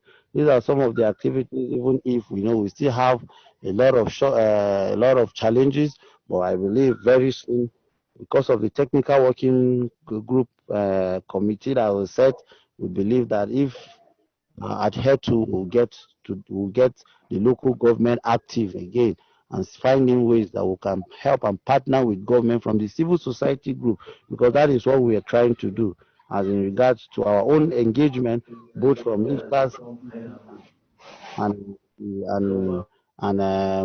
CALPED, we know, and PERL. The engagement is to see that we find ways to lift the local government to greater heights. That I would want to stop here All right. Thank you very much, Mr. Akawu, for this insightful presentation. So it means that the action plan is being implemented as captured by members of the technical working group that has equal number of civil society and government partners on board. So quickly, because we don't have time, we just want you to, in 2 minutes, just tell us what civil society groups like yours have done to support government in terms of response to COVID-19, be it in whatever activity. Just 2 minutes so that we go to the next person. We hope to finish this meeting as soon as possible. After we've heard from our participants. Okay. Just as you rightly said, in terms of our activities in the local government, we have been visiting communities in regards to COVID-19 and in regard to government governance as well. But let's focus on COVID-19 for now. We have a radio sensitization, which we always do on Wednesday around 7 p.m. on Rockside FM, where we sensitize our good people, citizens of Jema'a, on safer ways and healthier ways to live to cover the COVID-19 pandemic, as well as we also engaged in as the distribution of palliative, which good many Nigerians, good many citizens of Jema'a has also, as explained by the chairman, we took in time to see how we help the local government in terms of distribution, and see that we partner and see that we get people, that's the relevant persons that were supposed to enjoy, that's the persons, the vulnerable persons in the community. We took our time to engage in governance to see that these items were distributed evenly as in regards to to cushion the effect of the pandemic. And also we also have our time in to discuss and bring in experts in our program to tell the people on safer ways to deal with the pandemic, to deal with to engage themselves in living a healthier life and living in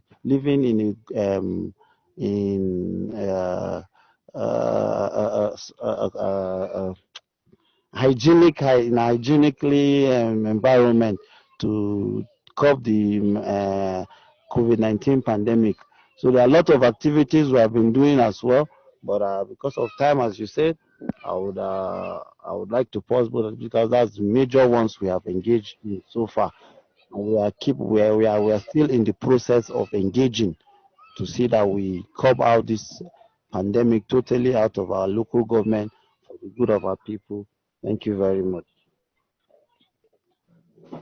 Thank you much, Mr. Akawu. I would just want to quickly invite Mr. Martins, who will just have 5 minutes to also share some thoughts on the conversation. Well, thank you very much, Yusuf Goji. First and foremost, I would want to appreciate the good working partnership that civil society is having with the Jema'a local government. It is a partnership that is working because in the rapid response team, local civil society within Jema'a seem to have been adequately captured and carried out as part of the rapid response team. Other observers on distribution of palliatives from that of the state government down to that of the local government was also were also evident in ongoing carrying exercises in reaching out to all of the distribution points, and that is actually very well. And importantly, again, we have seen how the local government is enabling the work of such civil society to really keep track and ensure that deliverables are expected. I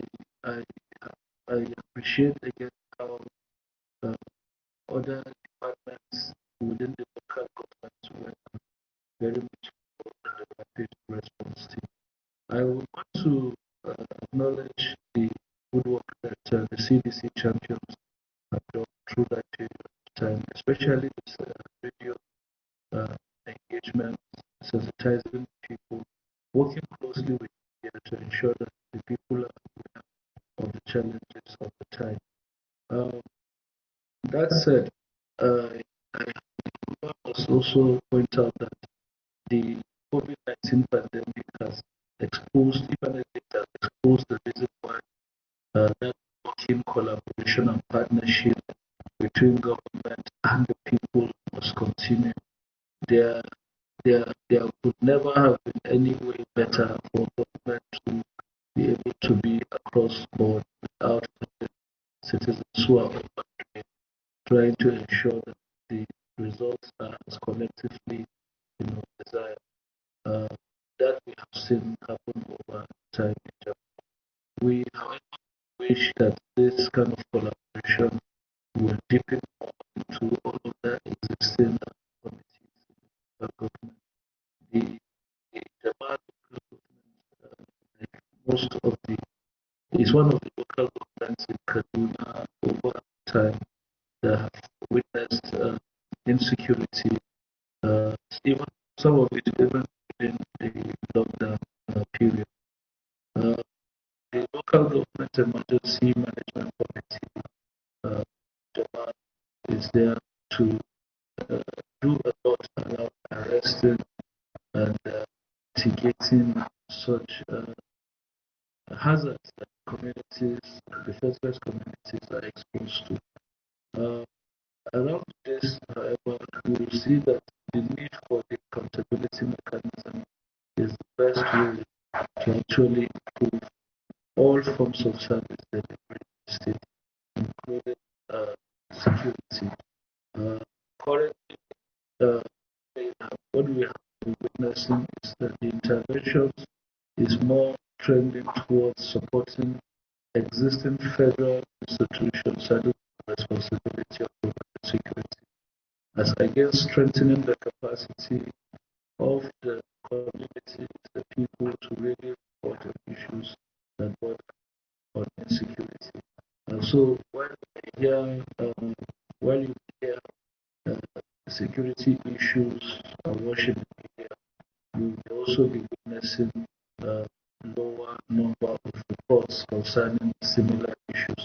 So clearly there is an expanded territory that is showing that there is every need for the citizens to be really part of whatever it is government is doing. And notably, again, as part of recovery, you will find that the action plan was even shared on screen. And both citizens and government are saying they work together and improving revenue. Local governments, like the Honorable Chairman had disclosed, is unable to really effectively supervise the collection of revenue. But this limitation can actually be mitigated if the people who pay revenue themselves are encouraged to really know that their revenue paid really gets into the treasury. And I think these are key areas where the local accountability mechanism is targeted at improving. We know that there are issues the local government is having around education. In recent time, the local government was involved in trying to really scrutinize that payroll. Implementation of lifters, as we know it, is also trying to ensure that payroll for health, education, and to also our own bias agriculture is very well mitigated. So in all, I would say that as an organization that have been working closely with civil society groups in Japan, I would say that local government accountability mechanism is a vehicle that can really drive for that recovery to come sooner than expected, because the entire goals as desired by good government and the government here in this case are one and the same, that the local government will have more resources at its disposal to really meet the needs of the citizens. Already that level of confidence and actually been really showcased in the way the local government call out to people to support them, and the people have shown that and commitment and have gone ahead to provide some of the relief items that have been distributed as palliatives.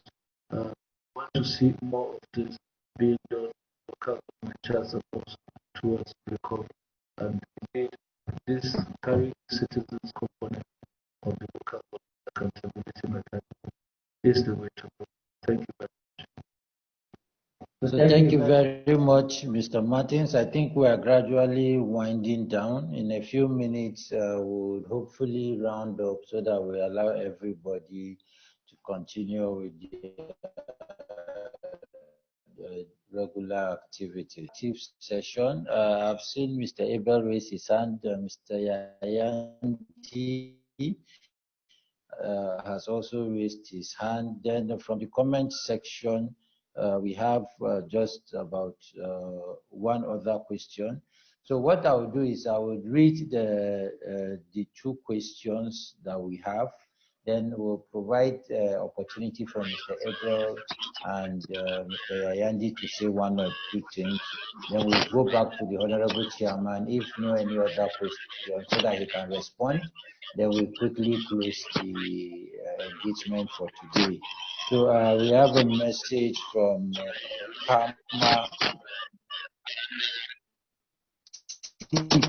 from UNICEF in hard-to-reach communities to access health services during the lockdown period. So I hope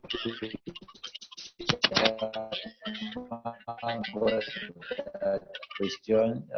Then we also mentioned lockdown. There was security outbreak at some part of the LPG rendered about 42 households homeless.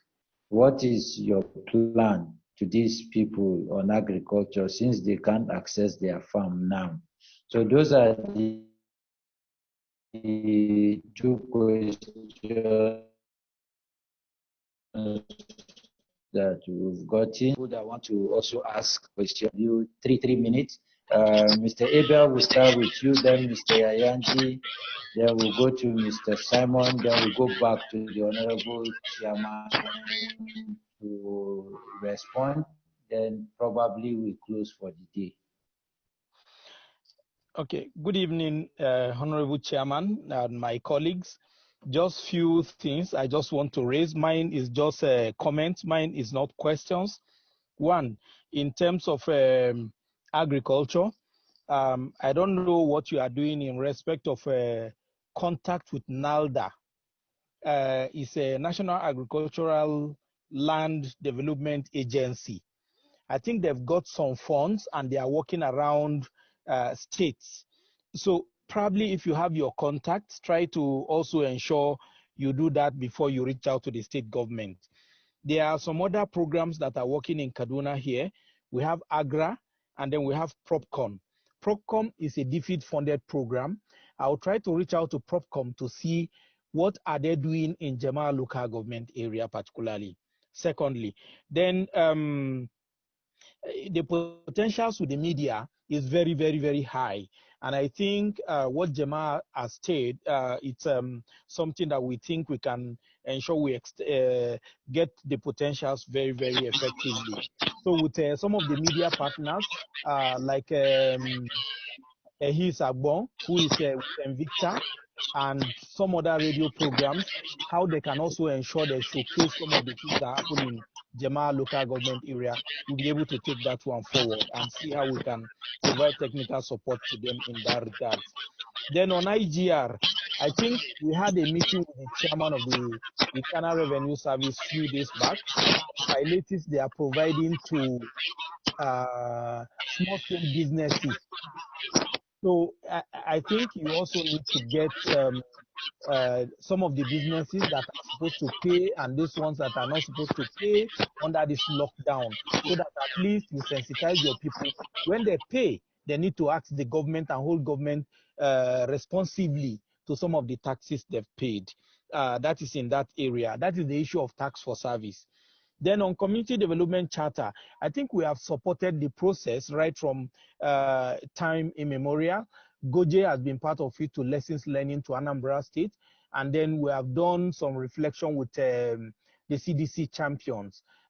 I'm sure maybe in the days to come, we'll try to also do the same thing either online, virtually, to ensure that the CDC champions start their own ahead of the state government budget review for 2021-2022. So that I'm sure my colleague will be able to do that one. This afternoon, this morning, I think we had engagement with Planning and Budget Commission on the Open Government Partnership, and they said a number of things on the revised budget. So there is going to be an extended meeting on Monday. So there we'll now be able to get a whole lot of information on the reviewed budgets, because civil society said they are not quite happy in the position of the state passing the budget without information. So they are calling civil society, especially the OGP partnership, to ensure that the revised budget, the gray areas, they try to sort out a number of things in that regard. And then in terms of the rape issues that is happening constantly now, I'm aware Legal Aid Council are in Jema'a local government area, and your legal officer in the local government area, what are they putting in place to sensitize people? I think Salama FM and some of the FM within your local government area can also be able to get them to ensure that they sensitize people in that regards, to ensure they cut out anything that concerns rape. Then lastly, on the local government development plan, what are your plans? What are you looking at in respect of this one? You can email what you have currently to Jema'a citizens that are across the world. Let them make their input. Don't restrict it to those within the local government or those within Nigeria. Jema'a is a large local government area, very old local government area before now. So they can make their input to ensure that at least they are giving direction to the local government area to be the lead local government area, at least one of the three in Kaduna State. Thank you very much. Thank you very much, Mr. Abel. We would have Mr. Yayandi, but I think I've asked Mr. Yayandi's question. Yayandi Andrew. Yeah, I'm with you. Okay, I think I asked your question already around security, or is there another question? No, I want to contribute. Hello? Hello? Hello. Hello? You said minutes. Go ahead, Mr. Yayandi Andrew. Okay. You have 2 minutes. All right. Okay. First of all, let me appreciate the convener of this very program. I regard it a privilege and honor to be part of this program. Secondly, let me again appreciate the effort. I've been following the executive chairman of Jema'a local government. It is never an easy task for him to be there for over 2 hours to respond to our questions and to receive some of our criticisms and advice in which we will be given to him. I want to appreciate him. Again, I want to commend him, because when we talk as a member of our CDC and lifters coordinating Sanga local government, I've been following his records of achievement and the way he has been doing his things. I think if I should commend him, I will rate him the only open and transparent executive chairman within our zone, that is within the zone 3. The only issue I will again want to, when he responded to this issue, I was not getting him because my network was very bad. But again, I will appreciate if the chairman will do something more because, hello? Yes, go ahead. Go ahead. Okay. You can start rounding up too. Okay, as I'm talking, I'm most concerned with this issue of security, looking at the way he puts more effort on agriculture, and even the federation now, they shifted their attention to agriculture. And as we are trying to look at how to boost our economy during post-pandemic, and agricultural sector is one of the area. And looking at these people that now, they are now rendered homeless. They rather go to their farm and they have nothing to. How will they cope? So I want to appeal to the chairman. He should use his wisdom. He has been doing it, and I believe he will do it. I know he has been putting so many efforts to do it. If there is any way, he will double that effort to see he provides security, because I believe that's the major challenge. I was with them, and reports every day is their major challenge is issue of security. They want to go back to their village, even without the shelter. They are ready to live there, but issue of security, they are still.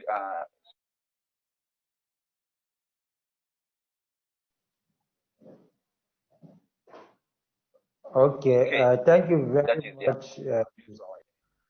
Thank you very much, Mr. Yayangi Andrew. He's also a very passionate advocate of good governance at the grassroots.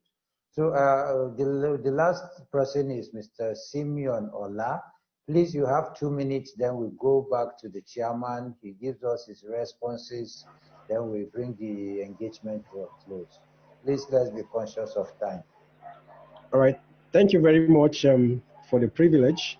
And I really want to first appreciate the organizer of this program. It's one of the fantastic programs I've attended this year.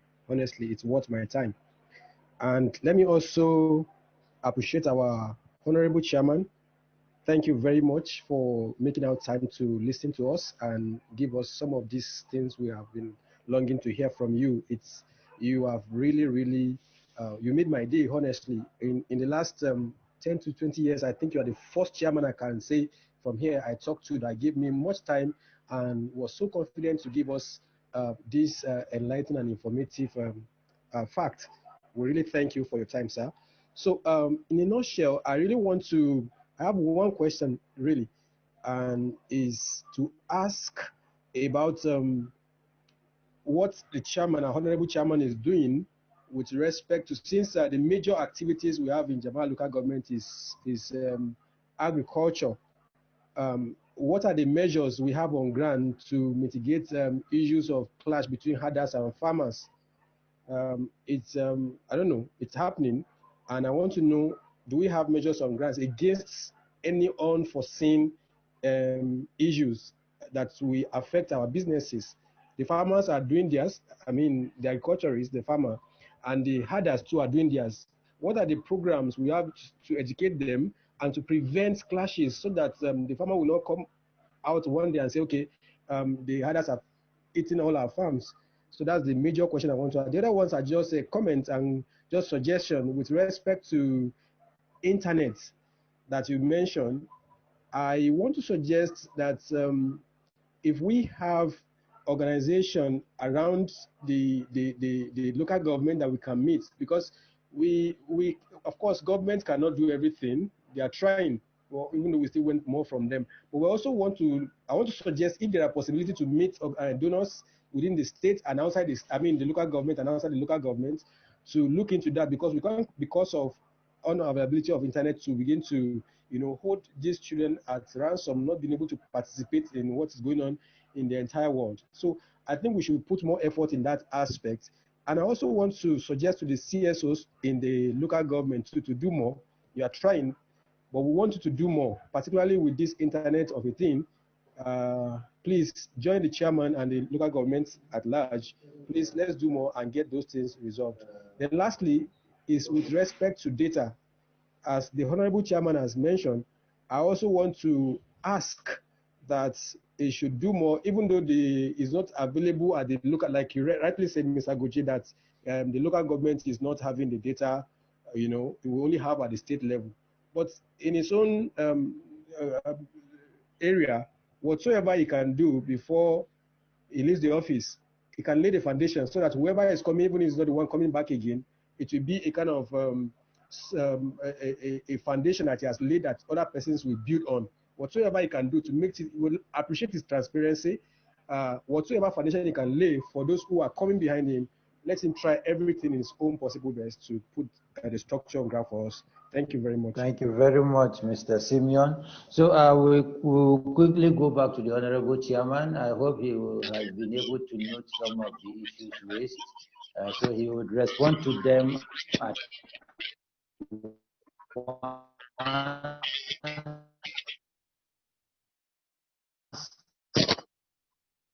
then we allow him in one place for too long. Okay, Mr. Goji, thank you very much. Please, I didn't get the first question. Well, was it a question? Then two questions, or is it a question from one Palmer? The first question you asked, the network wasn't good.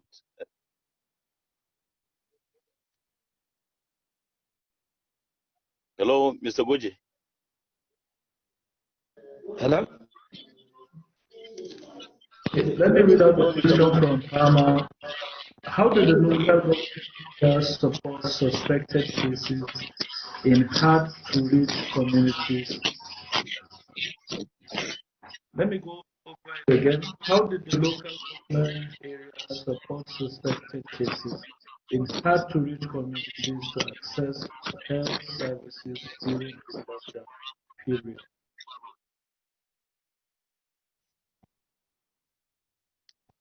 Hello, Mr. Dangwa. Yes. Should I go over the question again, sir? Yes, you are breaking. Your line is breaking, I mean. He said, how did the local government support suspected cases in those hard-to-reach communities to access healthcare services during the period? Okay. Yeah.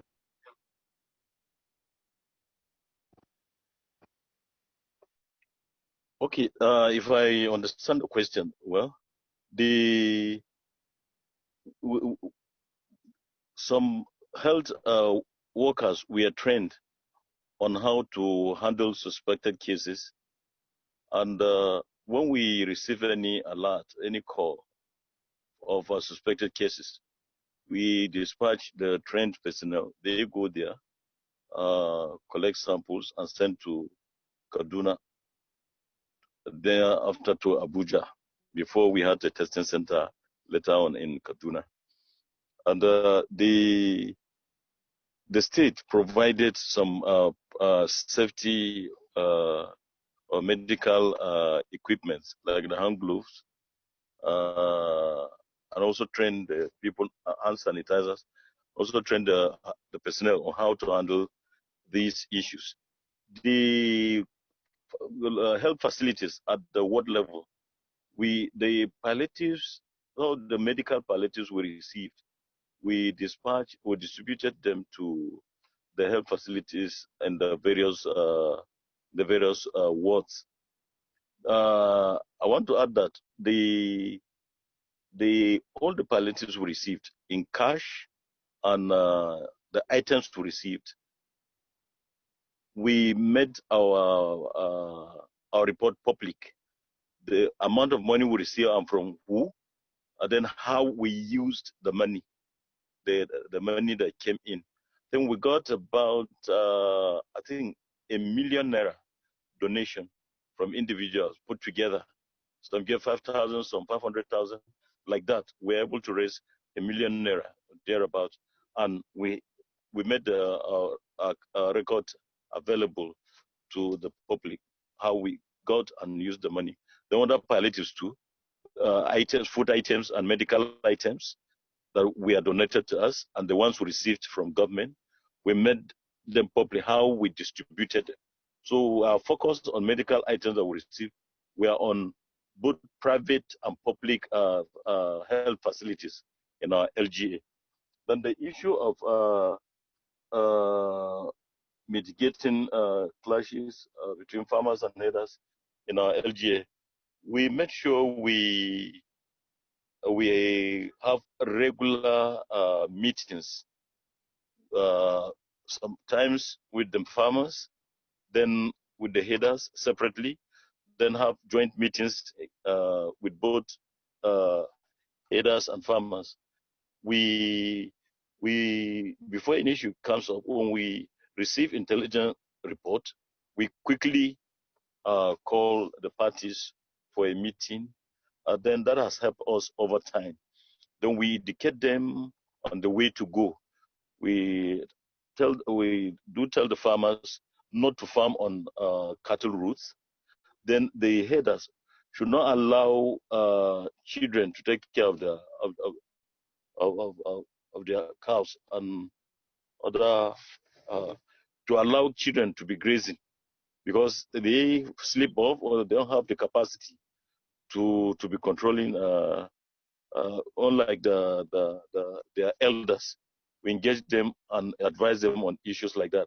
And more, whenever there are issues between them, we advise them to quickly inform their Mengwas and their Ardos, who also quickly relay information of misunderstanding to us. Then we promptly act, call them for meetings, and talk to them. We've been doing that, and that has helped us over time. But in a situation of unfortunate incidents of like the one that happened in Angwanjo, a community in Gorogodo Chivda, is unfortunate, and that we don't have enough resources on ground to be able to take care of the security aspect. We're in touch with the state government to come to our aid to provide logistics for security to be at Angwanjo to enable the people to go back to their farms. We're also in touch with SEMA to come to the aid of the people of that community, at least to give them some support on how to fix their homes and possibly help them with seedlings, improve seedlings or any farming items or equipments to help them boost their farming activity. We are not unaware of the challenges in Ongwanjo, but we are doing our best, engaging them, and also talking to relevant authorities, government authorities, and NGOs who do go there to talk to them on the need for them not to take the laws into their hands, and giving them the confidence to go back to farm. That we have been doing in our own way.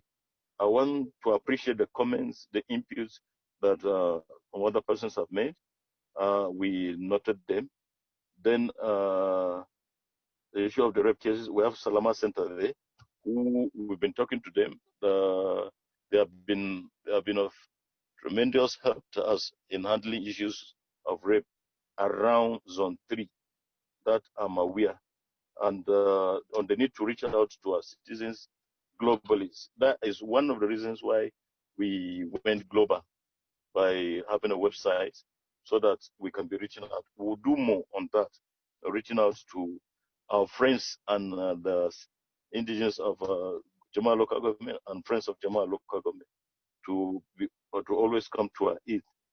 The issue of NALDA, AGRA, and the rest, I think you do more. We request that you do more by reaching out to us through email and maybe phone call on the way forward on issues like that, so that we'll not end the discussions here, then it will stop here. I really want to appreciate this team, and what you've been doing. Is God that will reward you adequately and timely. I am most grateful on behalf of myself and my LGA, most especially the CDC champions team in Jema'a. They are doing well. Mr. Dangwa has also been assisting us and supporting us. We are grateful. We will continue to appreciate your criticisms from you. Yours is constructive. You know what you are doing. So we will not be offended at all to be receiving criticisms from you, just as we receive good commendations from you. Thank you very much. If there is any question I didn't treat, maybe I've forgotten. Not that I'm dodging any questions. Thank you. You're not dodging, sir. You have confronted all the questions head on.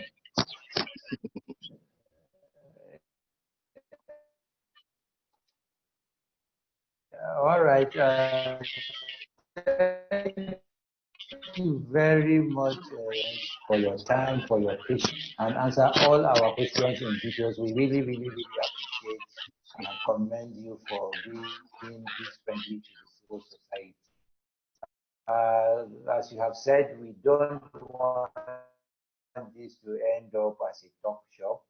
Some of the key issues that have been brought up have been noted, and we hope that we'll be taking a lot of them forward.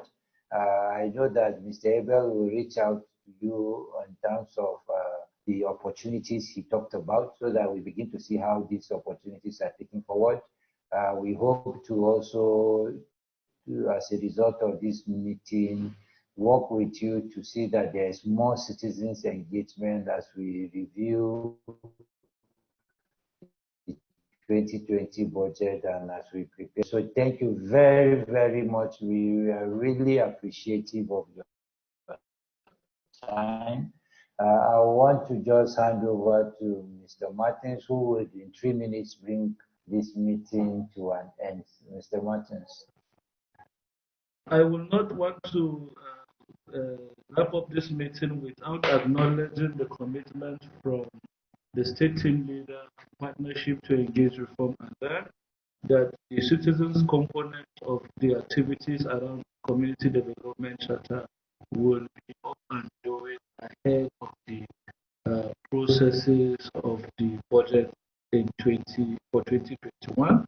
I will also want to commend all of you who have stayed to the end of this meeting. Thank you very much for your comments, your questions. Thank you very much for opening up your doors to allow us have this engagement today. And we hope and look forward to the fact that organizations who have joined us in this meeting will take key areas where they have provided intervention and link up to partner with the local government councils in improving services delivery. I want to acknowledge once again that this engagement, the Local Government Accountability Mechanism series, is put together by the Coalition of Associations for Leadership, Peace, Empowerment and Development-CALPED, in collaboration with Ground Zero Radio and with the support of our influential partners,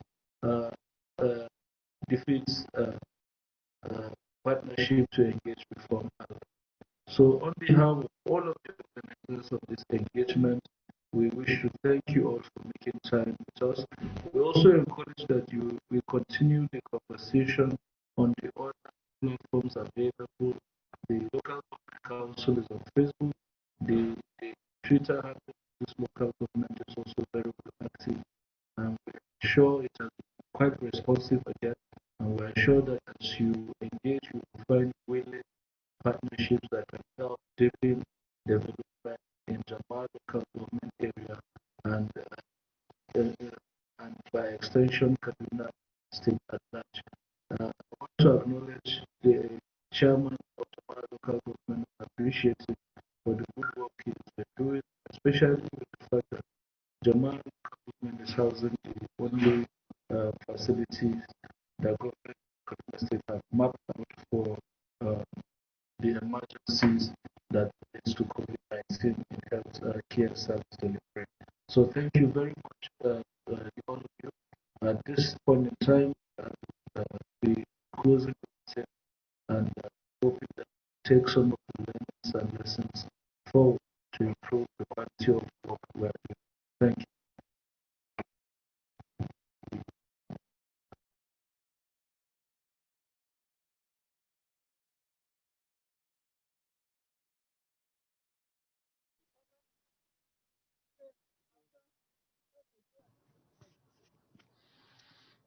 Chairman, well done. Thank you very much for all your commitment. We are happy. In short, for almost 2 hours and a half, I think you've been online. We want to congratulate you. Thank you very much. Thank you too. All the best. Our Honorable Chairman, we really appreciate you. Thank you. That's Thank a you, good Mr. one, sir. Thank you very much. We really appreciate Yeah. Thank you. Yeah. Our warm regards to everyone over there. Okay. Thank you very much. To the Honorable Chairman, we are very grateful for the CDC champions, sir. We are very, very grateful. Ambassador Ako, thank you very much too. Thank you. I really appreciate it. Thank you, sir. Yeah.